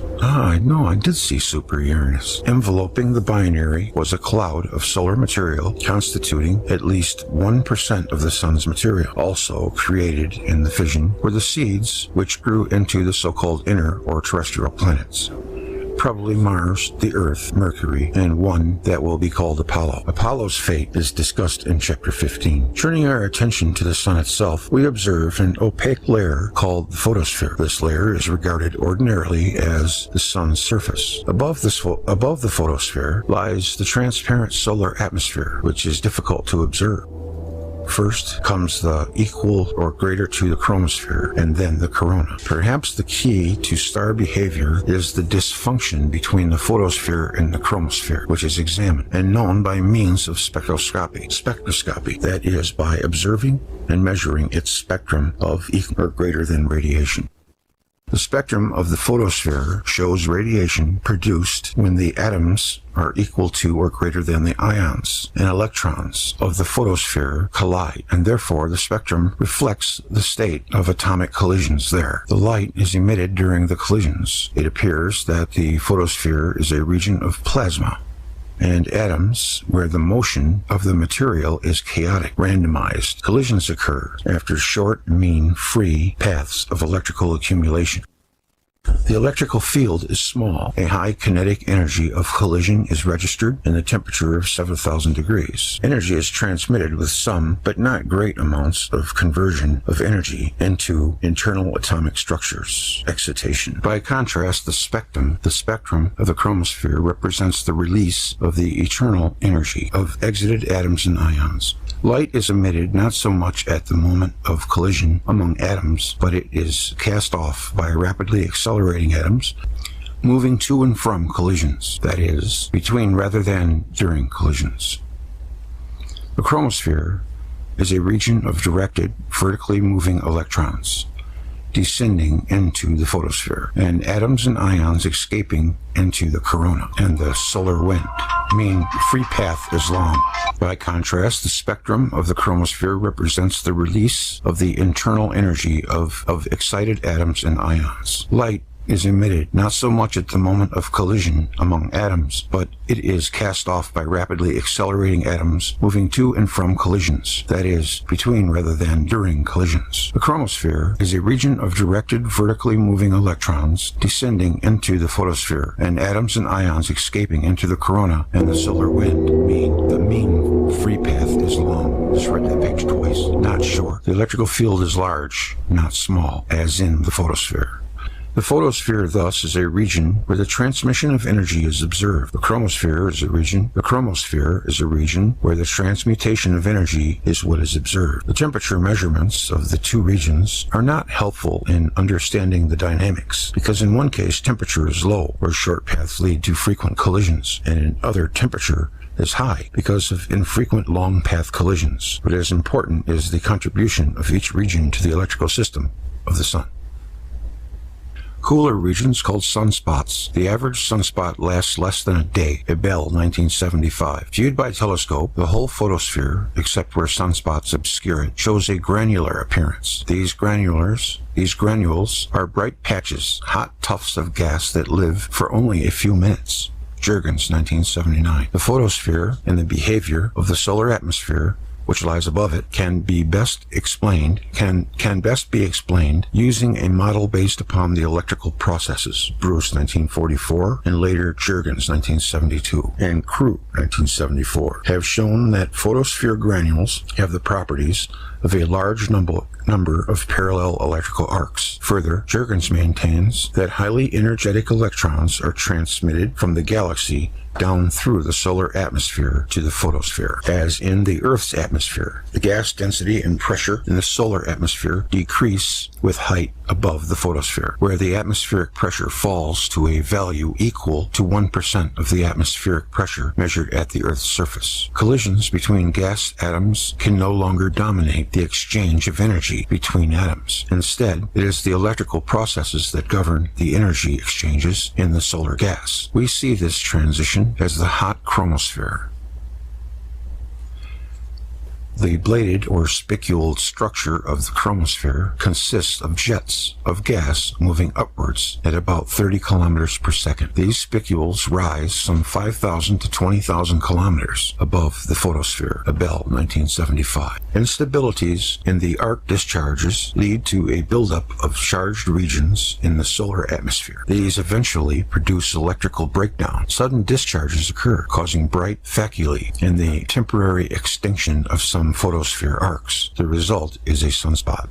The upper atmosphere of the sun is apparently intensely hot corona. The gas atoms of the corona have been stripped of several electrons by collisions with inflowing energetic cosmic electrons. The removed electrons are drawn towards the sun, so other ions can flow outwards into the corona, allowing the coronal ions to recede into the solar wind. The spectrum of the lower corona shows the atoms stripped of several electrons, emitting light between collisions, and the emission from the energetic electrons during collision. Sudden explosive eruptions called flares occur above the solar surface. Energy in the form of light, atoms, and ions is accelerated away from the sun. The energy in a single flare could supply the Earth's population with electrical power for millions of years. A large flare releases in an instant about 1/40th of the continuous solar output. Flares start near sunspots with associated faculae and develop over hours. They move as if driven by an electrical potential difference between the sun's surface and the higher atmosphere. Zurin and Abeshi once accelerated the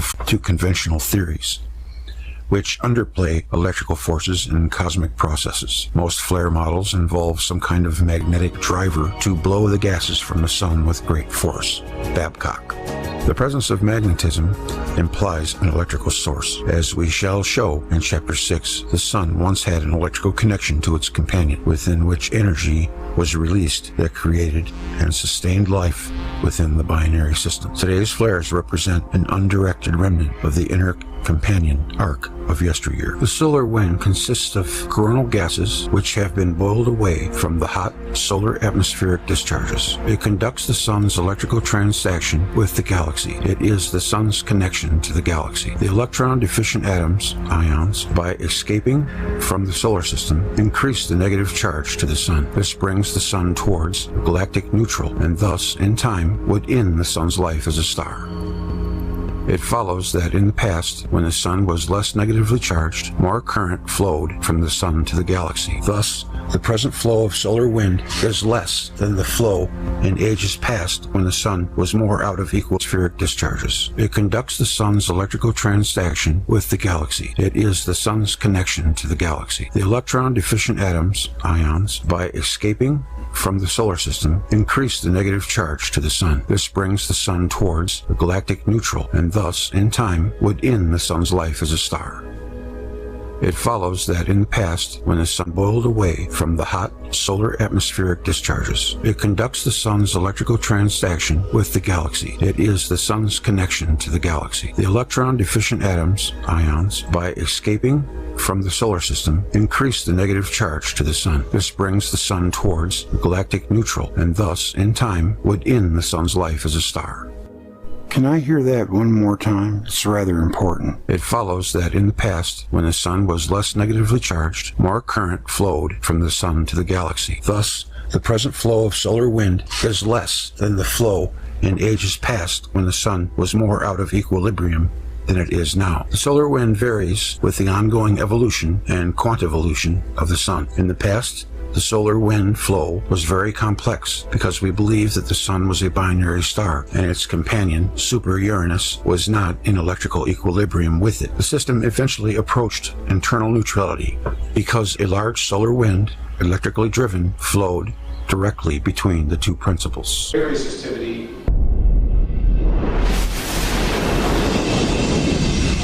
I believe any lasting contribution of the Safire project is going to be in its raw data and hard empirical evidence. Correlating the data from Safire with the latest data from deep space is not as straightforward as it might sound. The Herschel and Planck millimeter telescopes have sent back new images of our galaxy's interstellar medium that have many in the astronomical community reeling. It is as if you're riding along and someone pulls a wheel off your bicycle. We are struggling to make sense of this data. It simply does not fit with our previous theories. The previous theories need to be abandoned or severely modified. I think we might need new models. Empirical science requires rigorous adherence to strict rules of process and discovery.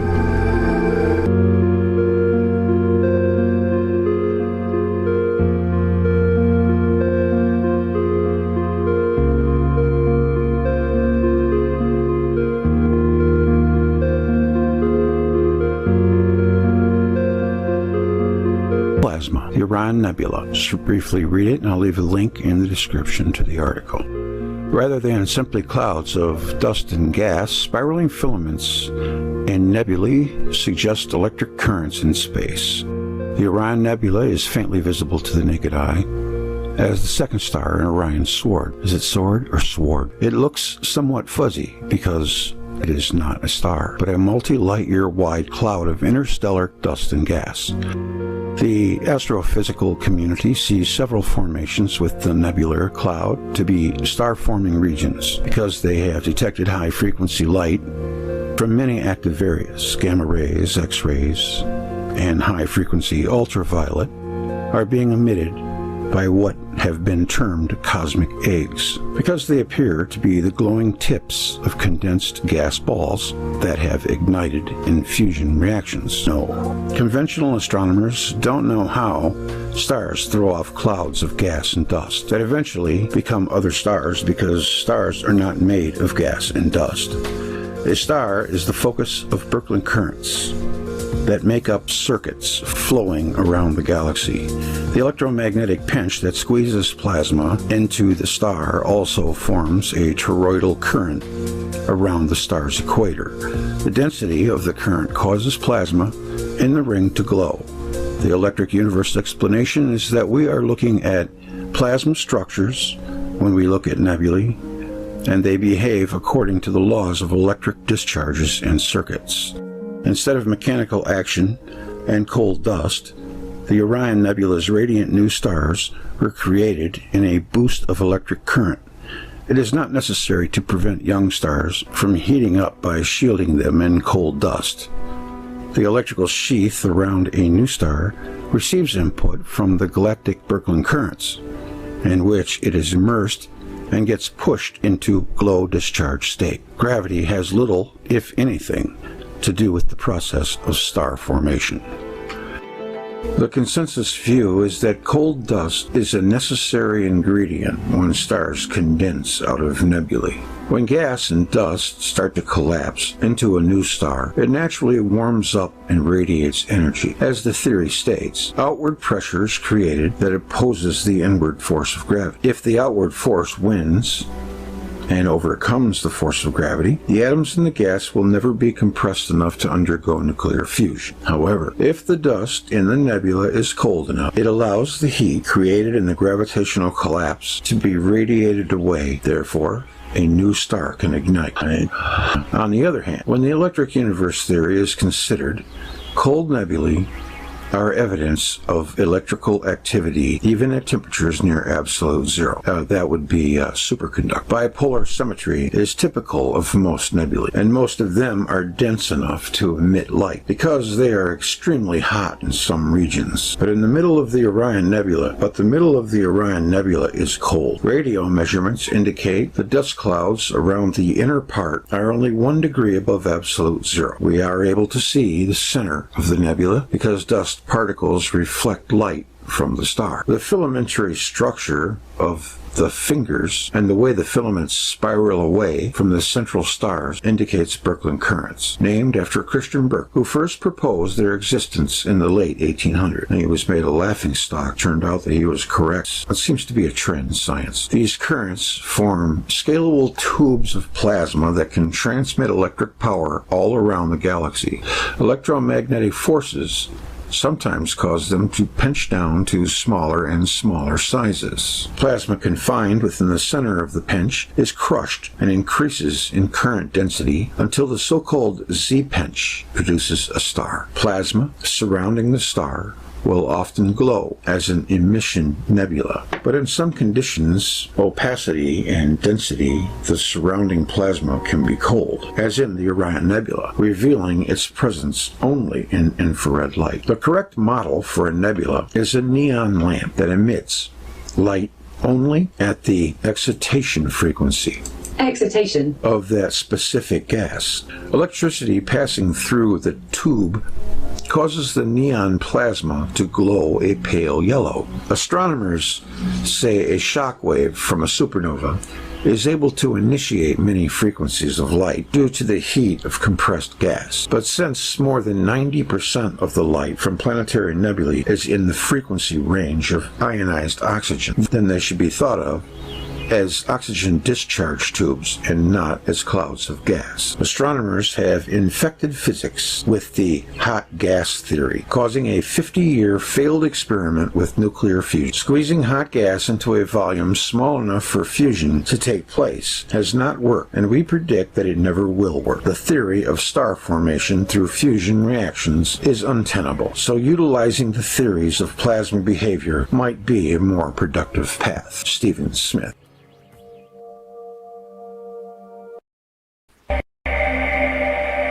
One of the most interesting phenomena in the sky is the so-called pulsar. A pulsar is an object that is observed to put out pulses, both of light and radio activity, RF, and the RF spectrum. And those pulses are extremely rapid. They are something like milliseconds apart. So it's like a extremely fast strobe light. And thinking of a strobe light, astronomers immediately leapt to the lighthouse kind of analogy. Something that must be spinning around, the beam is going around, and it's going around so quickly that this thing goes flash, flash, flash. Well, once the repetition rate of the pulsars was observed to get up to in the millisecond range, that meant that this star that was putting out this beam of radiation would have had to be rotating at 300 times a second. And 300 times a second, we're talking about the speed of a dentist drill. So the astronomers decided, well, normal stars couldn't possibly rotate at that speed, and so they postulated the existence of what they called a neutron star. A neutron star is a star that is so dense that it holds together so well that it can indeed rotate at the speed of a dentist's drill. Well, the problem is that in nuclear chemistry, we know that you can't pack neutrons together that densely. They will all fly apart instantaneously. There's a principle called the island of stability in nuclear chemistry that absolutely prevents that. So here again we have the standard astronomers or astrophysicists going directly against another well-developed science. In the electrical model, however, there's a very simple explanation for pulsars. Everybody is familiar with the idea that pulses can travel back and forth on electrical transmission lines. Such uncontrolled pulses, for example, were responsible for the famous Northeast blackouts. A similar effect can occur between two binary stars connected by a plasma. The two binary stars act like capacitors that store charge. And if you reduce that in size to something you can produce in the laboratory, you can produce it in the laboratory, and it's called a relaxation oscillator. And electrical engineers use it and have used it for decades. The idea of producing pulses every few milliseconds is a sophomore level experiment in an electrical engineering laboratory. It doesn't require neutronium, strange matter, or any other fictitious device. All it requires is two capacitors, a battery, and a nonlinear resistor. And we maintain that that's exactly what a binary pair of stars connected by a plasma field presents.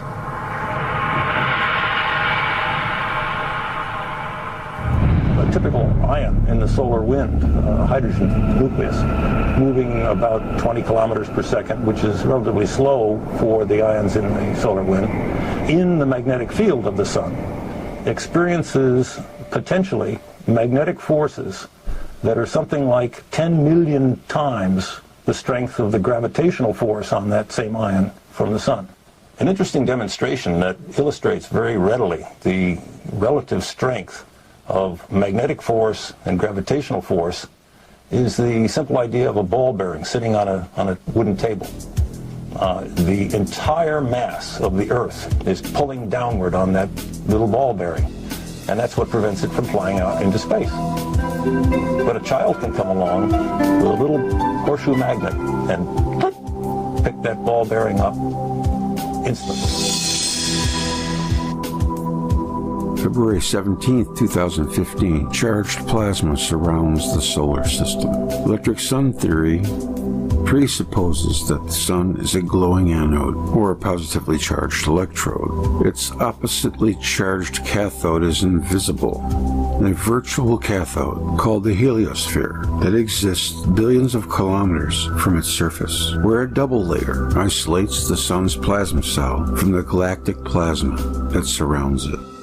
Galactic plasma is otherwise called the interstellar medium, ISM. Electric forces work within a double charge layer above the sun's surface, generating active plasma phenomena that are seen by orbiting solar probes, as well as ground-based instruments.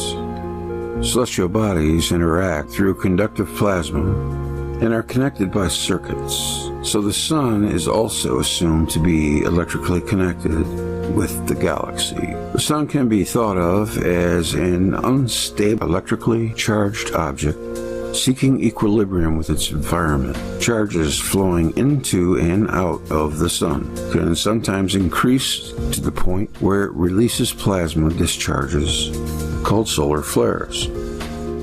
Conventional scientists think that solar flares and their associated coronal mass ejections, CME, are caused by magnetic loops reconnecting with each other, causing a short circuit. Magnetic reconnection is a poorly constructed theory, but it is the only explanation offered by heliophysicists. A dark mode plasma emission is constantly radiating from the sun, traveling at a speed of 700 kilometers per second when it is at its most energetic. In a gravity-dominated universe, solar radiation pressure cannot explain how charged particles from the sun accelerate past Venus, Earth, and the rest of the planets. Prior to the solar wind's discovery, no one expected such acceleration. Electric universe proponents think that there is an obvious explanation: electric fields in space. Coherent electric charges flow through the solar system, so it is reasonable to conclude that dark mode solar plasma is affected by electrodynamic fields. Since the circuit that connects the sun with the Milky Way extends for hundreds of thousands of light years, electrical energy is probably constrained by magnetically confined Birkeland currents, providing power to the solar anode. The electric sun creates flares, the hot corona, and all other solar phenomena because it responds to the charges and electrical input from our galaxy. Birkeland current filaments electrify the solar system, supplying more or less power to the sun. As they oscillate, the power output. As they oscillate in power output, arc mode, glow mode, and dark mode discharges are all influenced by those flowing electric charges. These ideas most likely hold the reason for what scientists call the local hot bubble, LHB, that surrounds the solar system. A recent press release states that detectors have located a field of million-degree interstellar plasma that initiates an X-ray glow over the entire sky. NASA astrophysicists found that the X-ray background is radiating most strongly in the plane of the Milky Way. According to their theories, it is in that region where X-rays ought to be absorbed. NASA astrophysicists found that X-ray background is radiating most strongly in the plane of the Milky Way.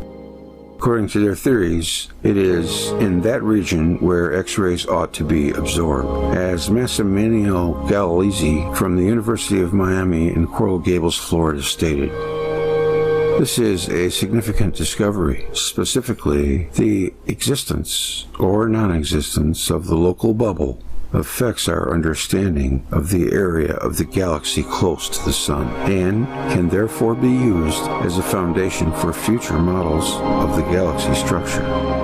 Electric universe theory has already presented information that can partially explain galactic structure and its influence on the solar system. So it doesn't seem really to be anything that they're that concerned about. It seems that it is normal. That's what powers our sun.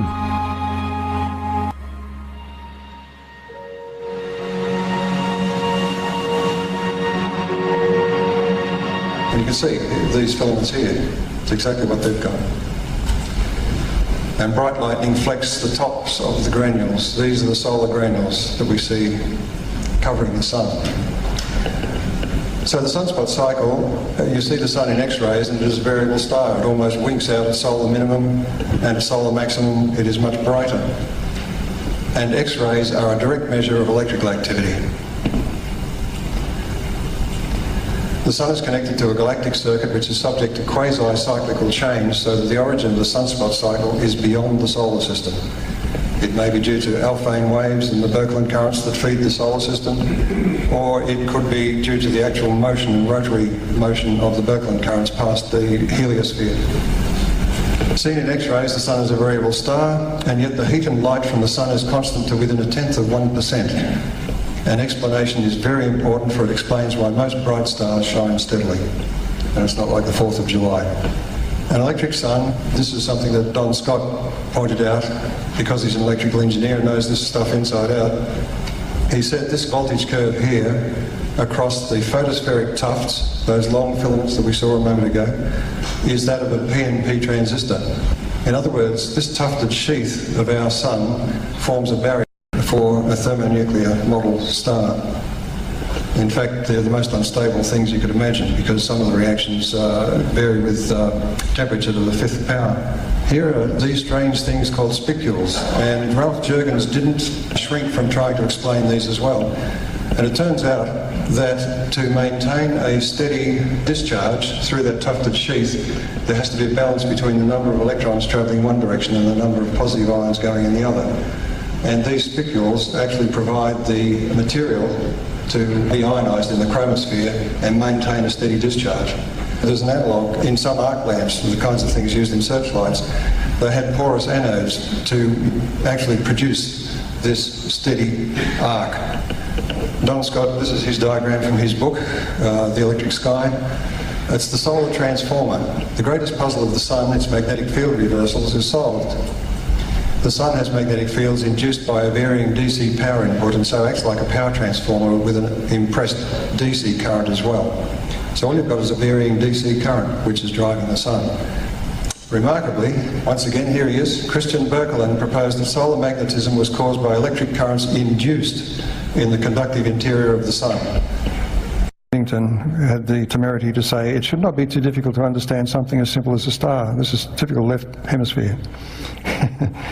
His quote is typical: isolate, simplify and ignore a global view. Because if you look at coronas, sunspots, flares, magnetic cyclones, etc., his gas model doesn't predict any of them. And the alternatives are not explored. He dismisses electrical aspects in a few paragraphs. The failure of this approach is shown by continual complications with each new discovery. It's treated as an isolated, gravitating ball of gas. Conventionally, it's a body that satisfies 3 conditions. It's made of hydrogen, plus a few impurities. Having a core of the lightest element is the most fanciful assumption. It's needed to allow the thermonuclear energy model to be viable. That also requires hypothetical extreme conditions in the core. It's only required by the thermonuclear theory and is completely untestable. It also has, that's unverifiable, and also the sequence of nuclear reactions that take place in the core cannot be verified. They're very complex and requires quantum tunneling, which I referred to earlier. And what's more, there's a more complex, different story for different stars. It's certainly not simple. It's an explosive model because one of the reactions is sensitive to the temperature to the 5th power. It also needs an unknown radiation zone to break down the X-rays from the nuclear core. There's no body known that has a radiation or the energy transferred through the body through a radiation zone, so this is hypothetical. And also, from the point of view of life on Earth and so on, it has a restrictive and variable Goldilocks zones distant from the star. It's not the best place to nurture life in the universe.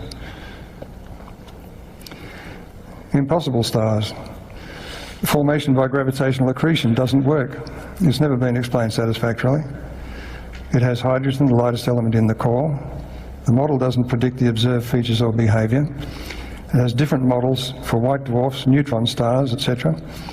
And the life story of stars is super complicated and untestable. And some stars do strange things. They switch from one place to another without going through the transition stages.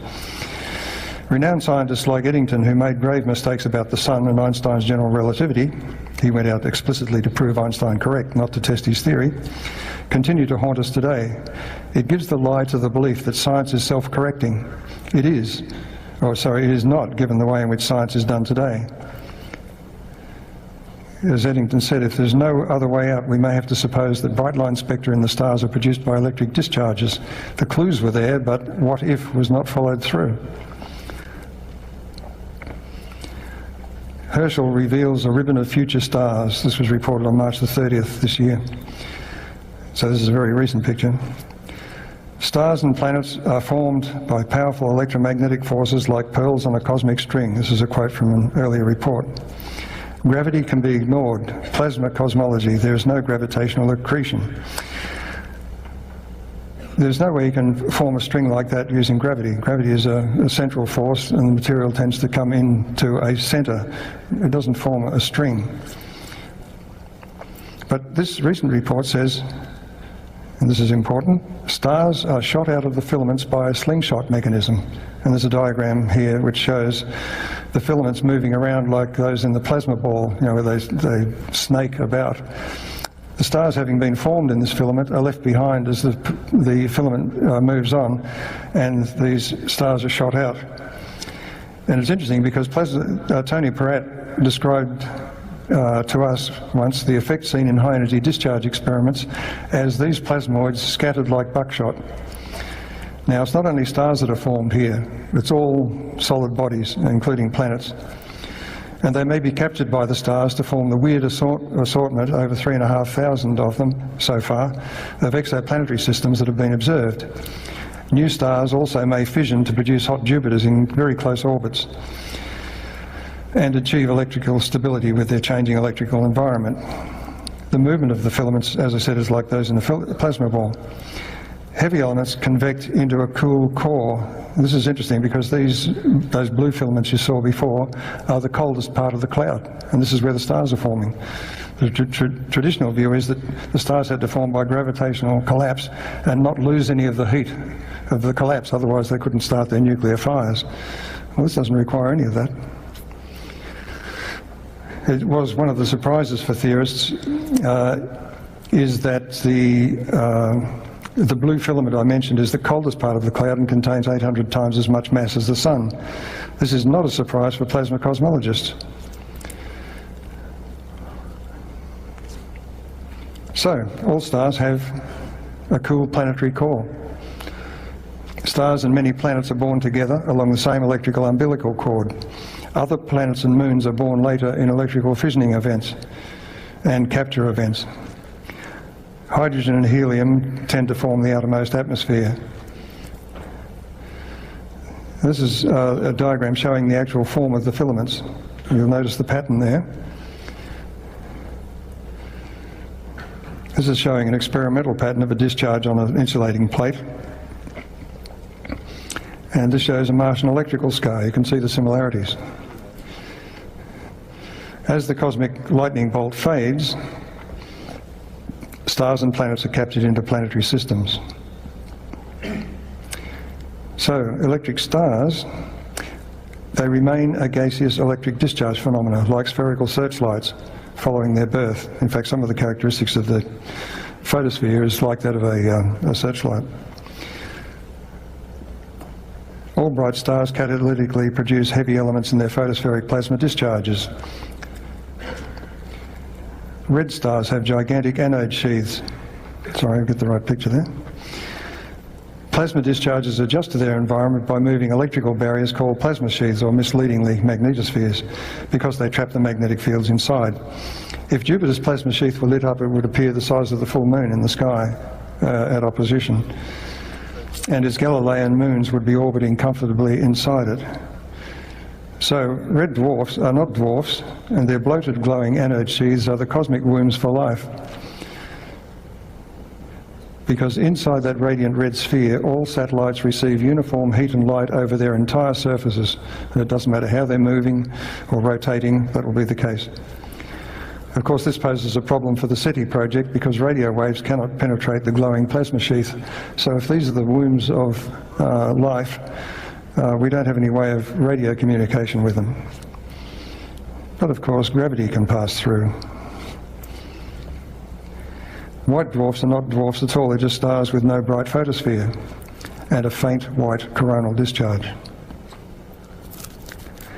These are some of the planetary systems that have been discovered. You can see it's quite a shambles. So as I said before, at the galactic scale, electromagnetic forces form these gigantic Birkeland currents and they dominate. At the planetary at the heart of the galaxy. If so, the electromagnetic environment inside the globular cluster is different to that in open clusters of stars. So we should expect an unusual distribution of white dwarfs and red giants.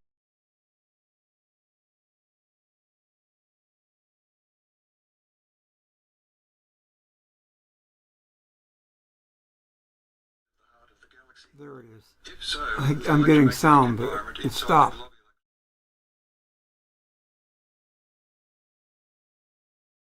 Stars.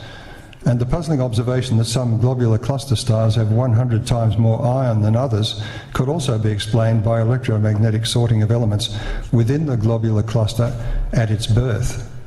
The fact we don't understand stars in the 21st century highlights what Arthur Koestler wrote in The Sleepwalkers. The history of cosmic theories in particular may without exaggeration be called a history of collective obsessions and controlled schizophrenia. And the manner in which some of the most important individual discoveries were arrived at reminds one more of a sleepwalker's performance than an electronic brain's. Science is still in its childhood, and we behave as infants. We give far too much credit to scientists for knowing what they are talking about. For continuous updates on space news from the electric universe.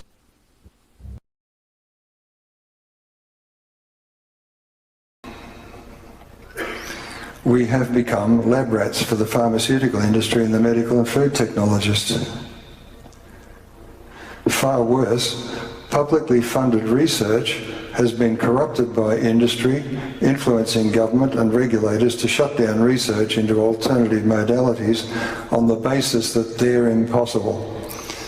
Never listen to an expert when they say something is impossible, because they're the last to know when a paradigm shift is about to come. Here's one I took out of a magazine. Talk about misleading. See a difference? GMO corn and non-GMO corn? Neither can science. Well, that says a lot about the blindness of science. It's certainly not an argument for GMO corn, given our limited understanding of living systems and the interconnectedness of everything. Genetic engineering is an experiment with unknown consequences, since it relies on a flawed understanding of genetics. They're only beginning to get involved in epigenetics, that is the changing of the genetic information in a living creature during their lifetime. We have great hulking molecules of DNA with an unknown number of genes that interact with one another in unknown ways under circumstances we don't know. That's terrific. Yes, it really gives you confidence, doesn't it? I should point out too that we have less genes than a nematode and less than a grape. This gives you an idea that the morphogenesis of an embryo has more to do with signals from outside, and the DNA is more or less a factory floor acting under instruction. So all you need in the DNA is the instructions on how to make things, in other words, the coding for the proteins and so on. But what switches them on and off is something that really needs to be investigated. I'll talk more about that later. It assumes a closed system, and as I said, yet epigenetics shows that gene expression is somehow tuned to environmental signals. Science hasn't figured out yet what all of those junk sequences do. When they say junk, it just means I don't understand. Once again, we're treated as lab rats to a whatever cells culture with no thought of the consequences in such an unfathomed ecosystem. Here we go. To know the future, don't ask an expert. And this is Richard Feynman. Learn from science that you must doubt the experts. As a matter of fact, I can also define science another way. Science is the belief in the ignorance of experts. I mean, when you look at the history, it's dreadful. Ignaz Semmelweis could offer no acceptable scientific explanation for his findings, and some doctors were offended at the suggestion that they should wash their hands between the autopsy room and the delivery room. I mean, you think about it now, it just seems incredible. I would also say that the words debunk and labelling dissidents denier shows the agenda to be unscientific. Debunking is a case of selecting the evidence to suit your argument and ignoring the evidence that doesn't fit. It's the sort of thing that skeptics do. Yeah, it's impossible that washing hands between the autopsy room and the childbirth ward will prevent deaths from puerperal fever. Heavier than air flying machines are impossible. Cold fusion is impossible. And I saw a show of hands on a television interview with the experts, and there was one guy who was obviously the alpha male, the dominant one, and he put his hand up and he looked along like this, waiting for the others to put their hands up, and the others sort of, you know, finally put their hands up. So this is how you do science. It's a media show. Of course, homeopathy is impossible.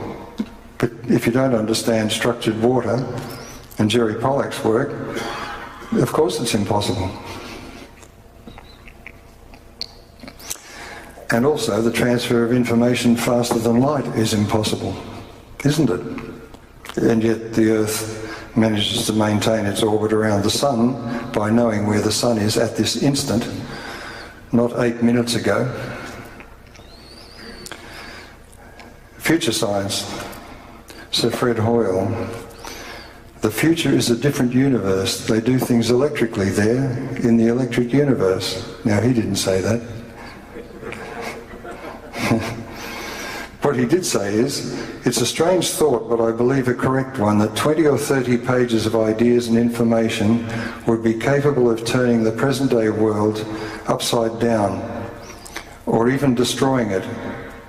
I have often tried to conceive of what those pages might contain, but of course I am a prisoner of the present-day world, just as all of you are, well, not us. We cannot think outside the particular patterns that our brains are conditioned to, or, to be more accurate, we can only think a very little way outside, and then only if we are very original.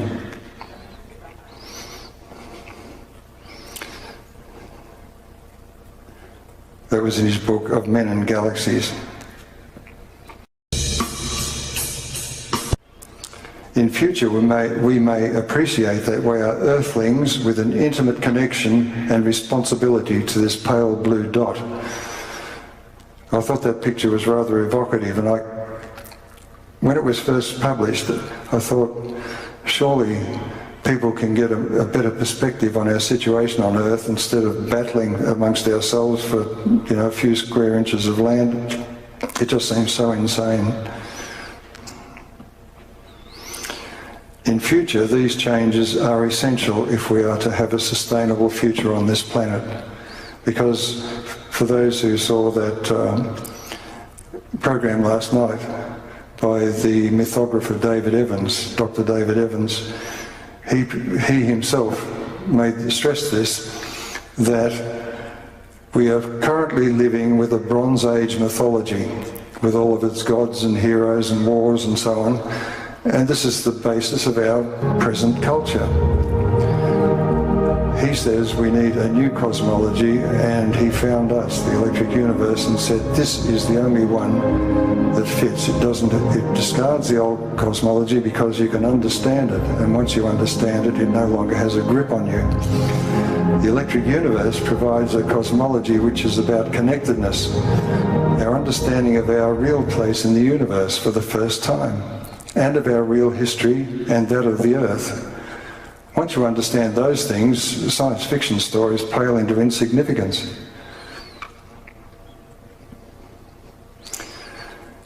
Future science, there is nothing more important for the human race than to know its past, to be able to face it. This was a quote from Emanuel Velikovsky in a documentary made by the BBC in 1972.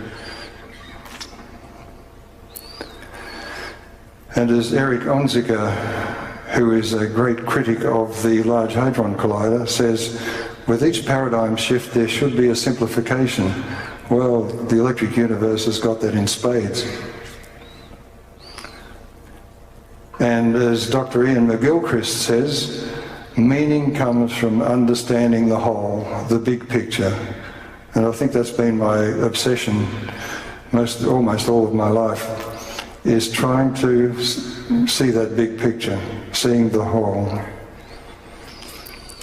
Connectedness, which gives us the ability to see our place in the world more clearly, is also the key to happiness.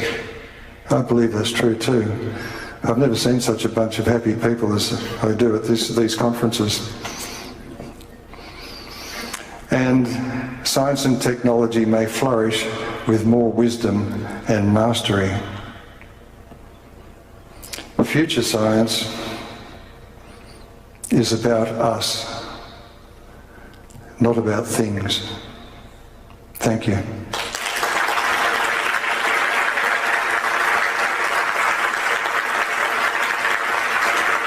Tells it like it is.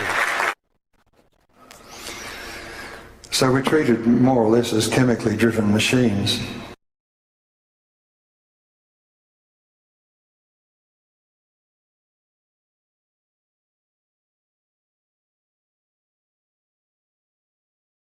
August 1st, 2019. Why are stars so unalike? If everyone is thinking alike, then somebody isn't thinking. George S. Patton. It is a mystery to astronomers why stars exhibit such distinctive characteristics. Because the stars include the Sun are thought to form from the same mix of elements in a nebular cloud or protoplanetary disk. It is thought by consensus astronomers that the universe was created out of the largest structures imaginable. Tremendous clouds and sheets containing millions of proto-galaxies that subsequently become smaller, which then evolved into individual galaxies. According to the present understanding, it is thought that the Milky Way galaxy condensed out of a cloud of hydrogen and dust thousands of light years in extent, with a more or less homogeneous blend throughout. Only minor variations existed: hydrogen, helium, and some trace elements organized into a great whirlpool-like structure that is currently thought to contain almost 1 trillion stars. When the stars near the Sun are examined, they reveal the same variability among them, even though they are all considered to be siblings.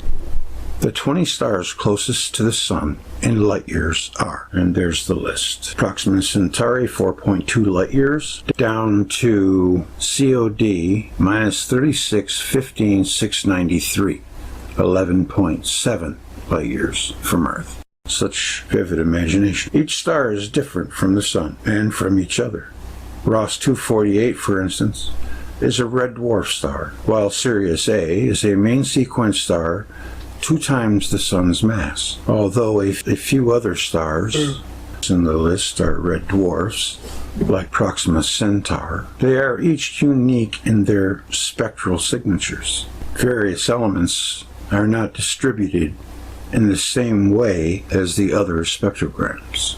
Since the initial protogalactic cloud was undifferentiated overall, other stars near the Sun should all be cut from the same cloth and contain similar chemical constituents. Surveys out of hundreds of light years, encompassing the nearest 6,000 stars, reveal that they are all different from one another, just like people. Some with more helium than others, some with more helium than their ages will allow, some with more iron than they should have, and other compositional oddities. Stephen Smith. Man, he's a writer.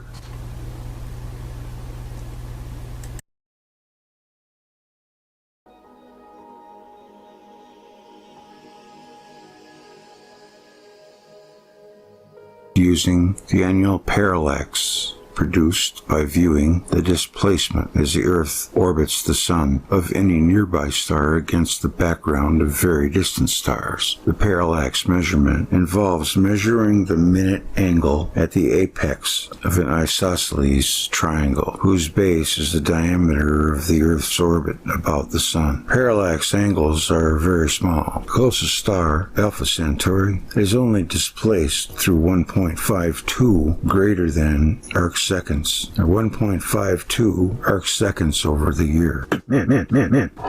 This parallax, the largest, was not measured until 1839. R.H. Baker. Parallaxes are difficult to measure, and they cannot be determined for stars further from Earth than 652 light years. Such a small distance encompasses only 1,000th of the sphere of stars under close observation by astronomers. Thus, the majority of reported star distances and luminosities are derived by theory rather than measurement. Of the 21st magnitude stars, apparently brightest stars in the sky, only 5 are closer than 26 light years. The next 5 take us to 84 light years. the next 7 to 217 light years, and the next 5 to the measurement limit. In this sample are 6 supergiant stars. The parallax of one of these stars is only an estimate. 2 of the others are at the extreme limit. The last 3 are between 171 and 192 light years distant. None of the most luminous supergiant stars are in this sample. Thus, all luminosities given for such stars are estimates. Even where parallax is measured, the measurement is rarely precise. Uncertainties of 25% and larger are common, leading to luminosities which are most likely erroneous in the order of at least 56%, about half a magnitude unit. Near the measuring limit, the possible deviations grow immensely, often exceeding considerably the number measured. The famous Hertzsprung-Russell diagram, the Rosetta Stone of modern astronomy, plots stellar luminosities against surface temperatures determined from the star's spectrum. Since the spectrum is often difficult to classify, placement on a star on a diagram is not always easy. R. H. Baker. To circumvent the difficulty, astronomers now rely upon color indices in place of spectrum classes. Such measurements are even more strongly theory-dependent than the former in terms of their applicability to stellar emissions. See Weiss, page 49. They are more quantitatively formulated, and therefore they lead to an unjustified sense of satisfaction with the computed result of the stellar condition. For our purpose, they offer no help. What we would say about the classification of stars is the following. In going from stars whose surface temperature appears to be high to those which appear cooler, there is a gradation of the lines present in the stellar spectra. The hotter stars show absorption produced by helium atoms. As we look at progressively cooler stars, the helium lines decline and abruptly hydrogen lines appear, increase in intensity and slowly decline.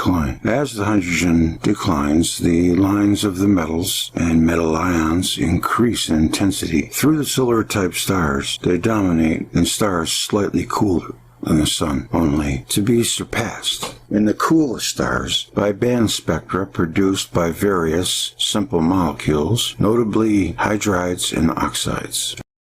And some of the coolest star compounds of carbon are prominent. Although astronomers may continue to seek a more precise classification for stars, we are content to employ the traditional spectral types for the present study. Besides the Hertzsprung-Russell diagram, that is to classify the stars, astronomers have also divided the stars into populations according to their location within the galaxy. Some striking results were obtained.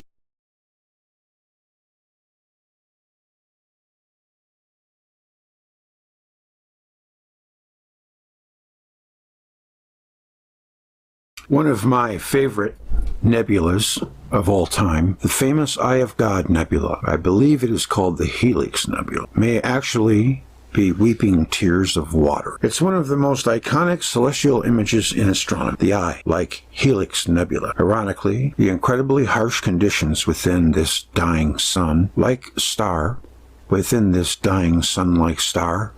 are producing a molecule integral for the formation of water. They are producing a molecule integral for the formation of water, a process that could be repeated across the cosmos. Planetary nebulas consist of an expanding glowing shell of ionized gas ejecting from old red giant stars late in their lives. The core becomes a hot white dwarf, pouring out ultraviolet radiation into its surroundings.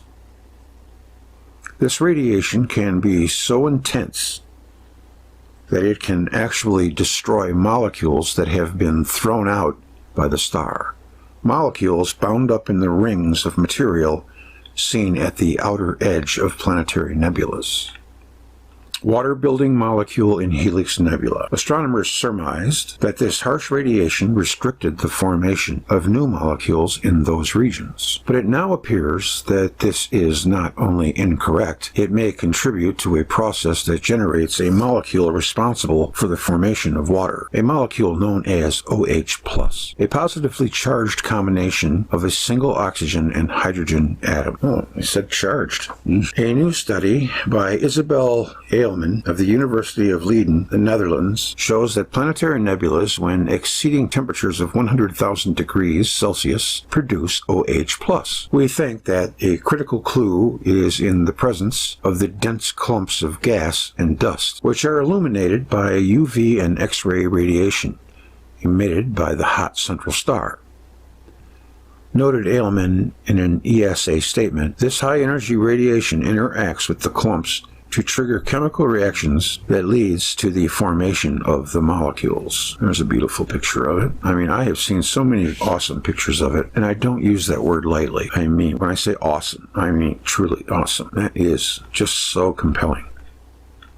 A separate study by Mireia Exeluz of the Institut de Ciencia de los Materiales de Madrid, Spain, focused on the Helix Nebula, one of the nearest planetary nebulas to our solar system, a distance of 700 light-years. This nebula, which burns at 120,000 degrees Celsius, contains a rich variety of molecules. Looking at Herschel data, Excellencia's team found OH+ in locations where carbon monoxide molecules, previously ejected by the star, are most likely to be annihilated by the strong UV radiation. Once oxygen atoms are free from the carbon monoxide, they're able to make the oxygen-hydrogen molecules, a process that bolsters the hypothesis that UV radiation promotes their creation.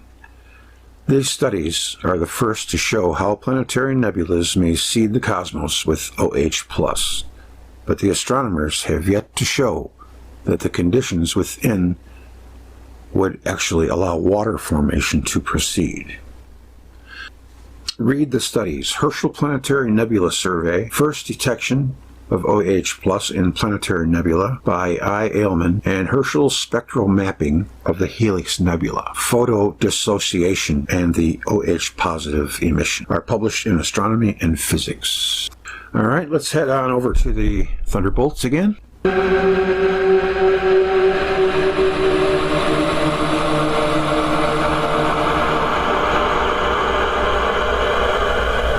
And bingo, Helix Nebula. How about that?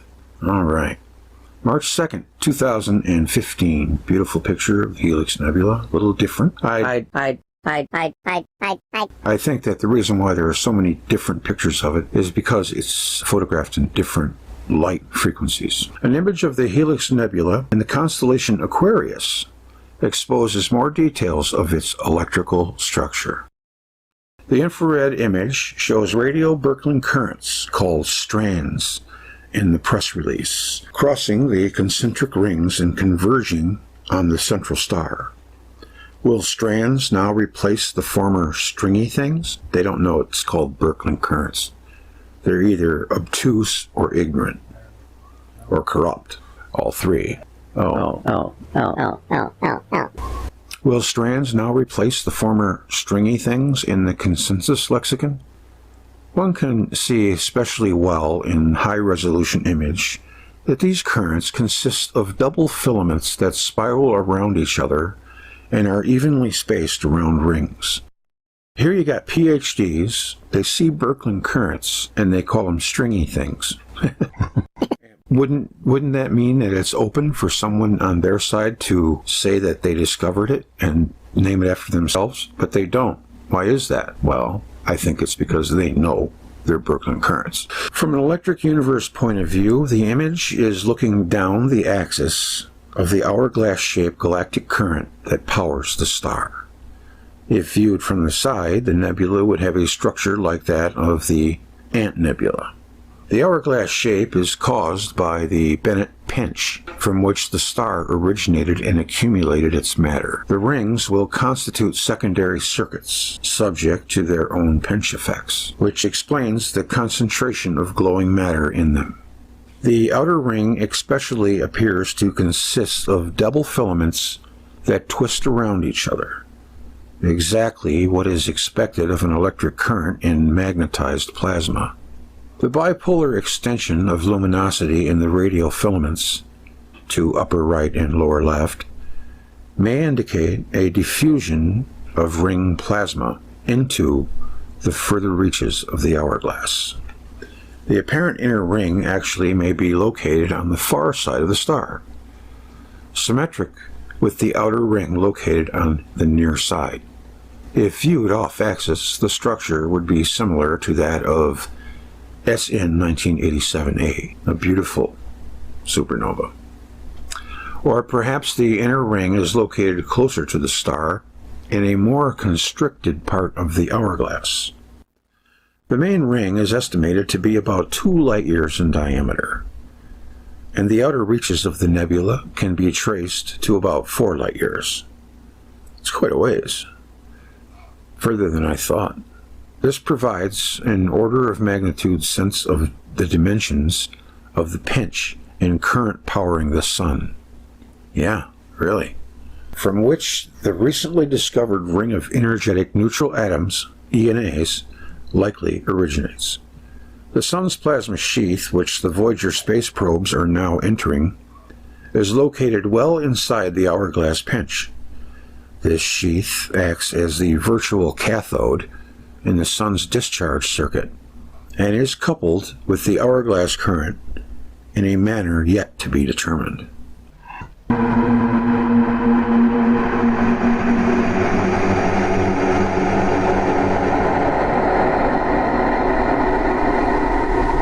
Torello-like experiments are needed to explore the mechanism and details of such plasma interactions.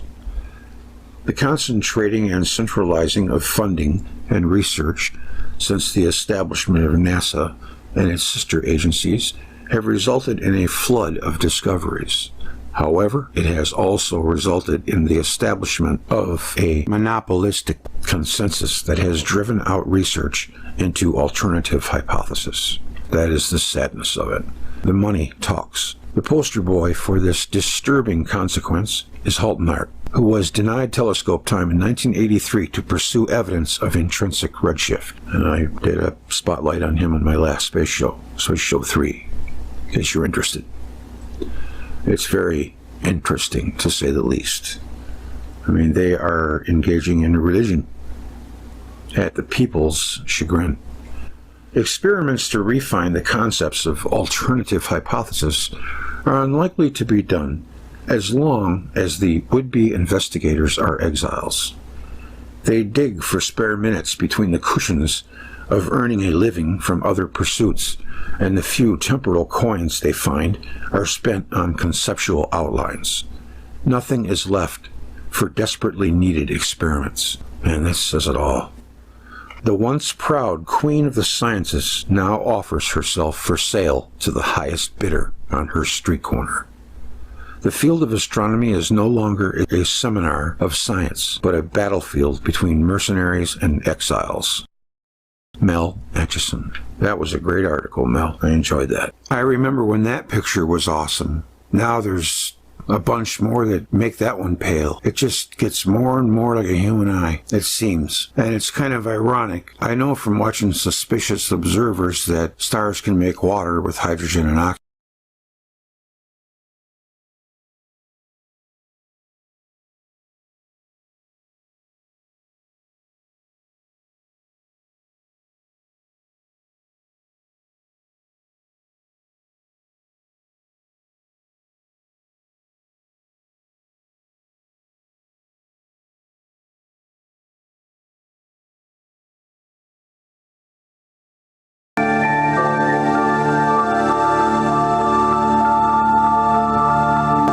did not match space scientists' theoretical predictions. In 2013, the lead author of a paper in the journal Science told Wired.com of the Voyager 1 data. The models that have been thought to predict what should happen are all incorrect. We essentially have absolutely no reliable roadmap of what to expect at this point. And today, Scientists have reported that Voyager 2 has now also recently crossed the boundary into interstellar space. And again, the theoretical predictions based on standard solar physics do not match discovery.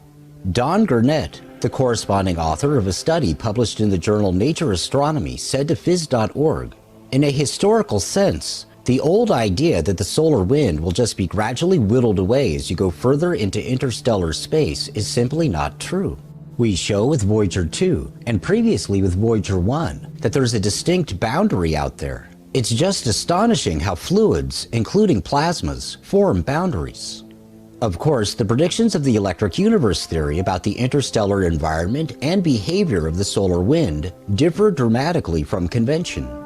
The electric universe has always proposed that a vast Birkeland current enters our solar system and, in fact, powers the sun. We asked retired professor of electrical engineering Dr. Donald Scott to offer his overview of the Voyager 2 findings to date. Well, a few days ago, researchers at the University of Iowa announced that space probe Voyager 2 left the sun's heliosphere in late 2018 and entered what they think is the interstellar medium. Its sister probe, Voyager 1, did that earlier, I think it was back in 2012. And they announced that this latest transition was signaled definitely by and they emphasized a strong increase in the plasma density measured by the probe. In other words, the probe essentially went through what they refer to as a wall, a boundary there between the heliosphere and the interstellar medium. Well, these guys, astrophysics in general, is still in the mindset of fluid dynamics and gravity only, so you continuously hear words like winds and shocks and bow waves. And in fact, one typical astronomer commented on this latest release. He said, quote, "In a historic sense, the old idea that the solar wind will just be gradually whittled away as you go further into the interstellar space is simply not true." No kidding.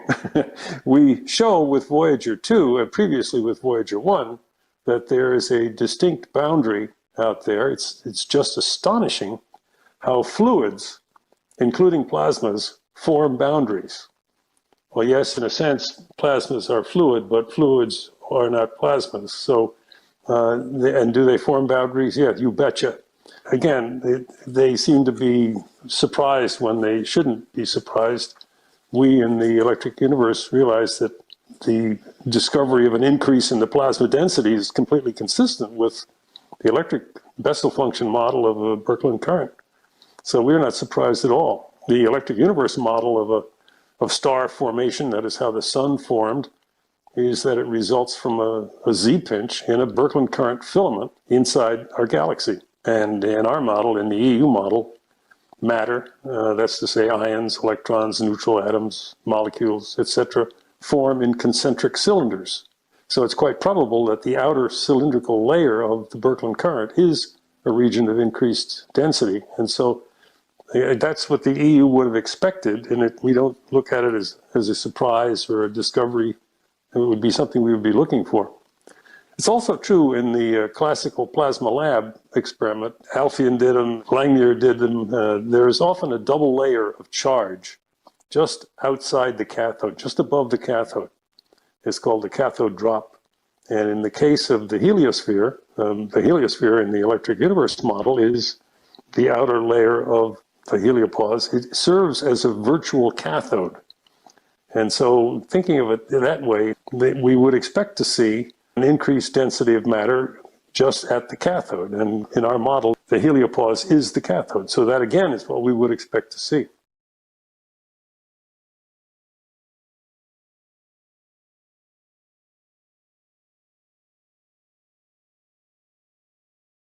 It's going to increase in strength, and the plasma tufts are going to go into the arc mode. You will see the photosphere. There they are. They don't like each other. It's like a bunch of kabuki warriors pushing each other away. They're all positive, and they're all looking for advantage and not finding it.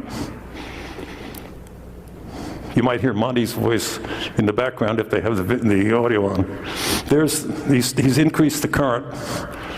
The tufts have begun to go into this. I know whether it's a high glow mode or that's arc mode.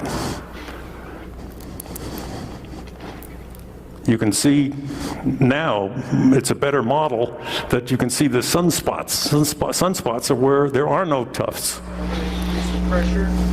There's something that he's got the excitation such that it looks like the chromosphere. That little black thing in the bottom, I guess, Michael can tell me whether, is that the spectroscopic probe or it's a probe of some sort. There's the corona. The ring around the outside is the cathode. And of course, in the model, in the Safire model, you need a cathode. But in real space, of course, there is the cathode is a virtual cathode. But there's the corona. The reason that the corona there looks like it's only on one side is because the anode is closer to the cathode on that spot where you get the corona. If it were equally spaced, you'd see the corona all the way around. Sorry for the hokey ending there.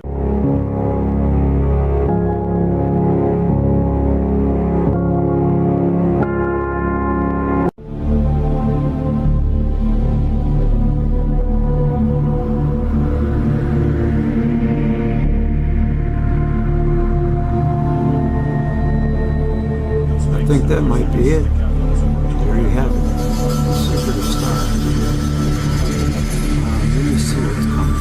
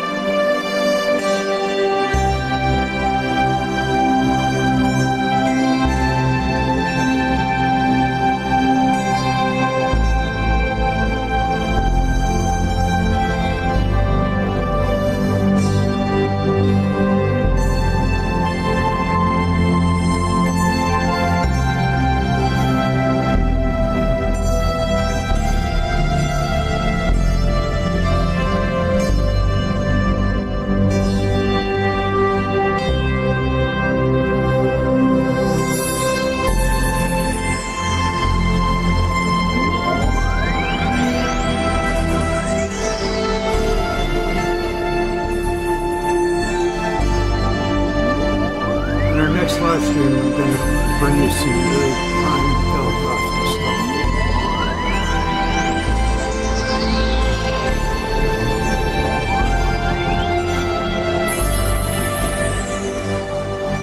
It will be soon.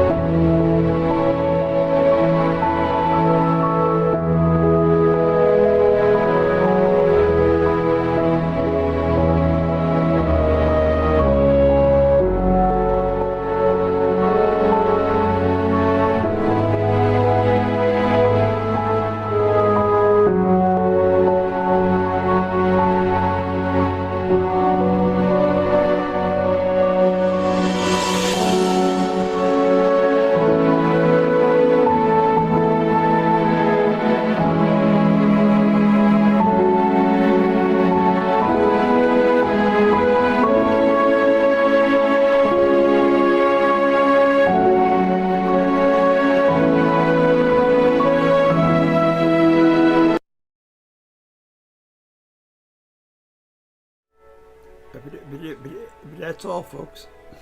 I'll be out in a second.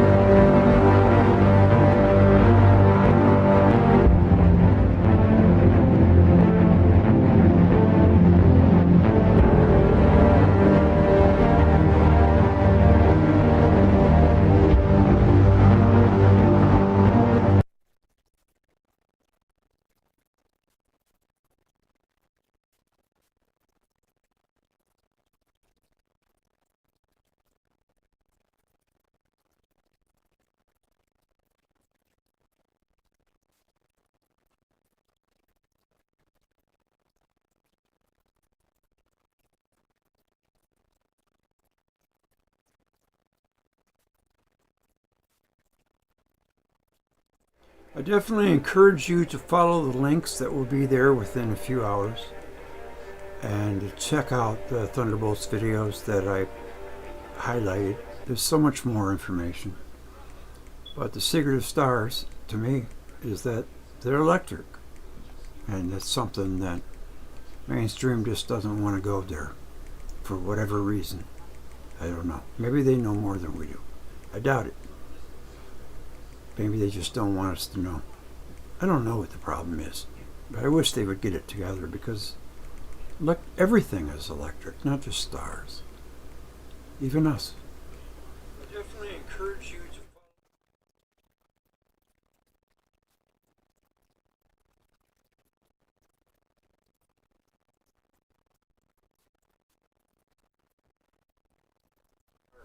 To me, is that they're electric. Something that mainstream just doesn't want to go there for whatever reason. Okay, got the mic on so you can all hear me. I just want to say hello to everybody and goodbye. Shockwave, of course. He's been with me since day one. Frank Ashcroft, Jama Lama, and I love it. And he's the man. Frankie, the Jeopardy champion. I got 2 more rows to go, Frank. I've been dragging my feet on that, I admit, but I'm going to do it. I'm going to finish it, and we're going to finish that. Grouch. Oh, you're here? Oh, that's cool. We haven't talked in a while. We got to catch up. I know you've been busy. It's okay, I understand. You know what they say. Turned 60 this week. Shockwave turned 60. Wow. Happy birthday. I believe only what I disseminate based on all available knowledge. Raykar, how you doing? Frank again. Chamalama. Electromata. Jay Pershing, super supporter.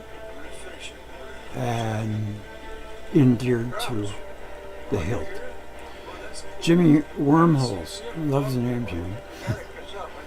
Reefs Roost. Good to see you, Reefs. And that's about all we got. I don't see anybody else in there. I'm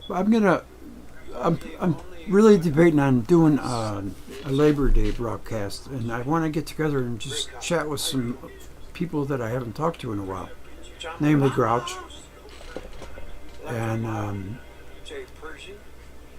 we'll do the Jeopardy thing at that time.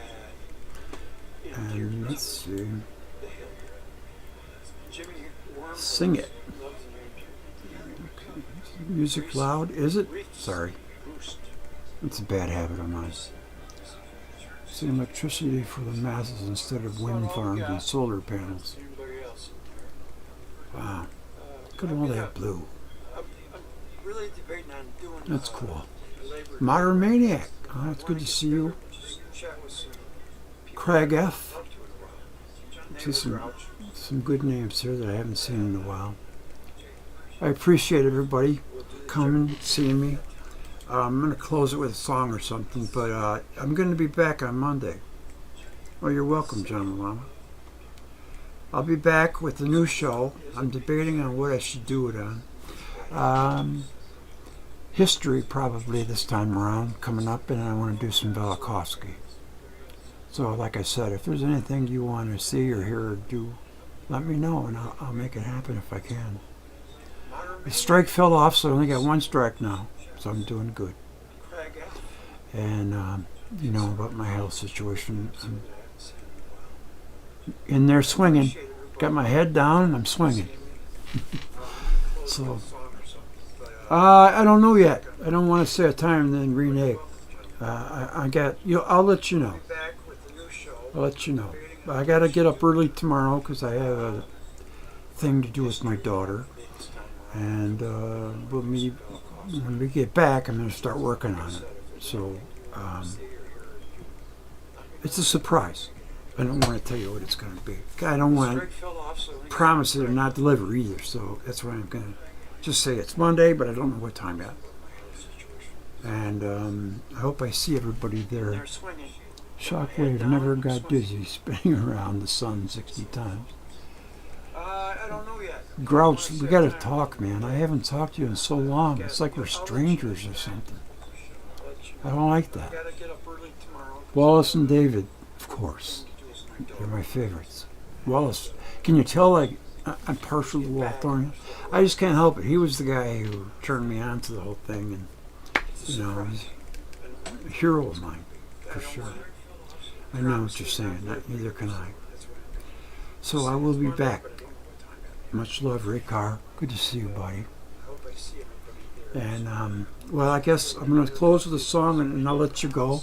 And I'll get back with you on Monday. Okay? So, I'll see you later. I'll see you on down the road, folks.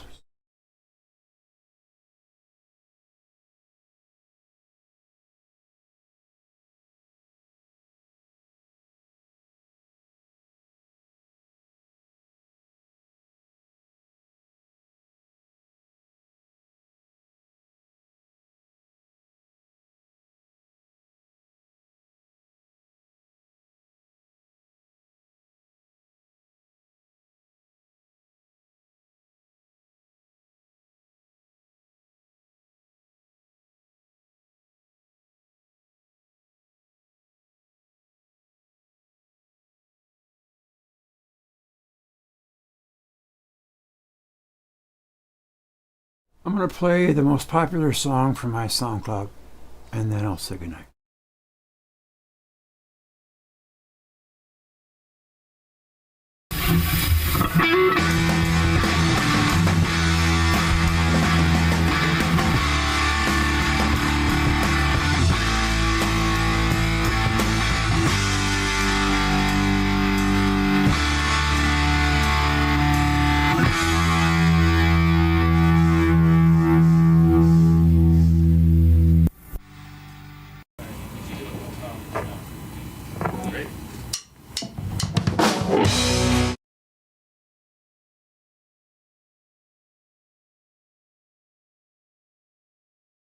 I present here some results of my research.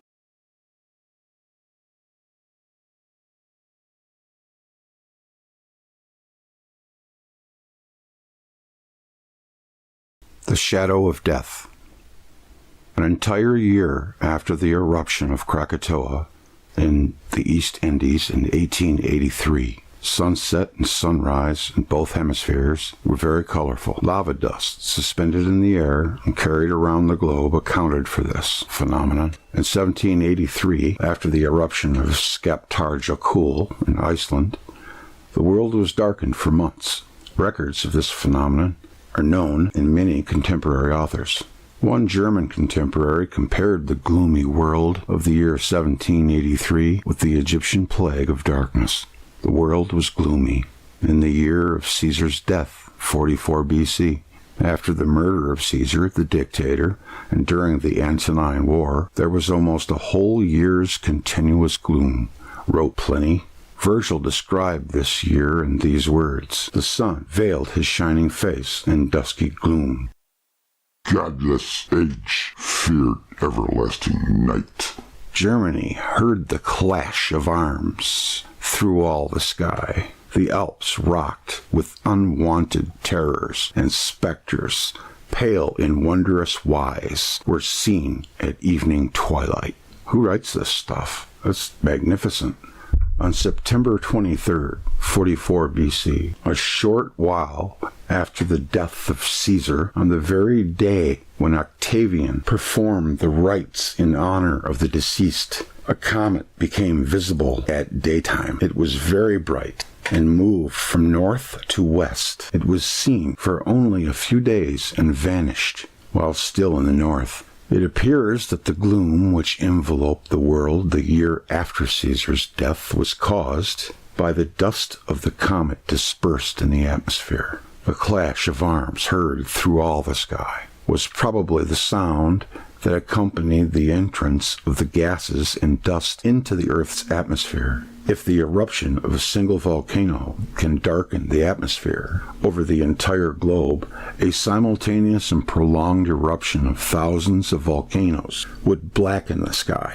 And if the dust of the comet of 44 BC had a darkening effect, contact of the Earth with a great cinder-trailing comet of the 15th century, before this era, could likewise cause the blackening of the sky. As this comet activated all of the volcanoes and it created new ones, the cumulative action of the eruptions and of the comet's dust must have saturated the atmosphere with floating particles. Volcanoes vomit water vapor as well as cinders. The heating effect of the contact of the globe with the comet must have caused a great evaporation from the surface of the seas and rivers. Two kinds of clouds, water, vapor, and dust, were formed. The clouds obscured the sky, and drifting very low hung as fog. The veil left by the gaseous trail of the hostile star and the smoke of the volcanoes caused darkness, not complete, but profound, advanced darkness. This condition prevailed for decades, and only very gradually did the dust subside and the water vapors condense. A vast night reigned over all the American land, of which tradition speaks unanimously, in a sense the sun no longer existed for this ruined world, which was lightened up at intervals only by frightful conflagrations, revealing the full horror of their situation to the small number of human beings that had escaped from these calamities. Following the cataclysm caused by the waters, the author of the Codex, Shmalpopoca, there's a name, in his history of the suns, shows us terrifying celestial phenomenon, twice followed by the darkness that covered the face of the earth. In one instance, for a period of 25 years, this fact is mentioned in the Codex Chimalpopoca. It gets easier. And in most of the traditions of Mexico. Gamarra, the Spaniard who came to the Western Hemisphere in the middle of the 16th century, shortly after the conquest, wrote, "After the destruction of the fourth sun, the world plunged into darkness during the space of 25 years. Amid this profound obscurity, 10 years before the appearance of the fifth sun, mankind was regenerated." How? In the years of this gloom, when the world was covered with clouds and shrouded in mist, the Quiche tribe migrated to Mexico, crossing a sea enveloped in somber fog. In the so-called manuscript Quiche, it is also narrated that there was little light on the surface of the earth. The faces of the sun and of the moon were covered in clouds. In the Hermitage Papyrus in Leningrad, previously mentioned, there are lamentations about a terrible catastrophe when heaven and earth turned upside down. "I show thee the land upside down. It appeared that which never had happened. I show thee the land upside down. It happened that which never had happened." After this catastrophe, the darkness covered the earth. When darkness covered the earth, the sun is veiled and shines not in the sight of men. None can live when the sun is veiled by clouds. None knoweth that midday is there.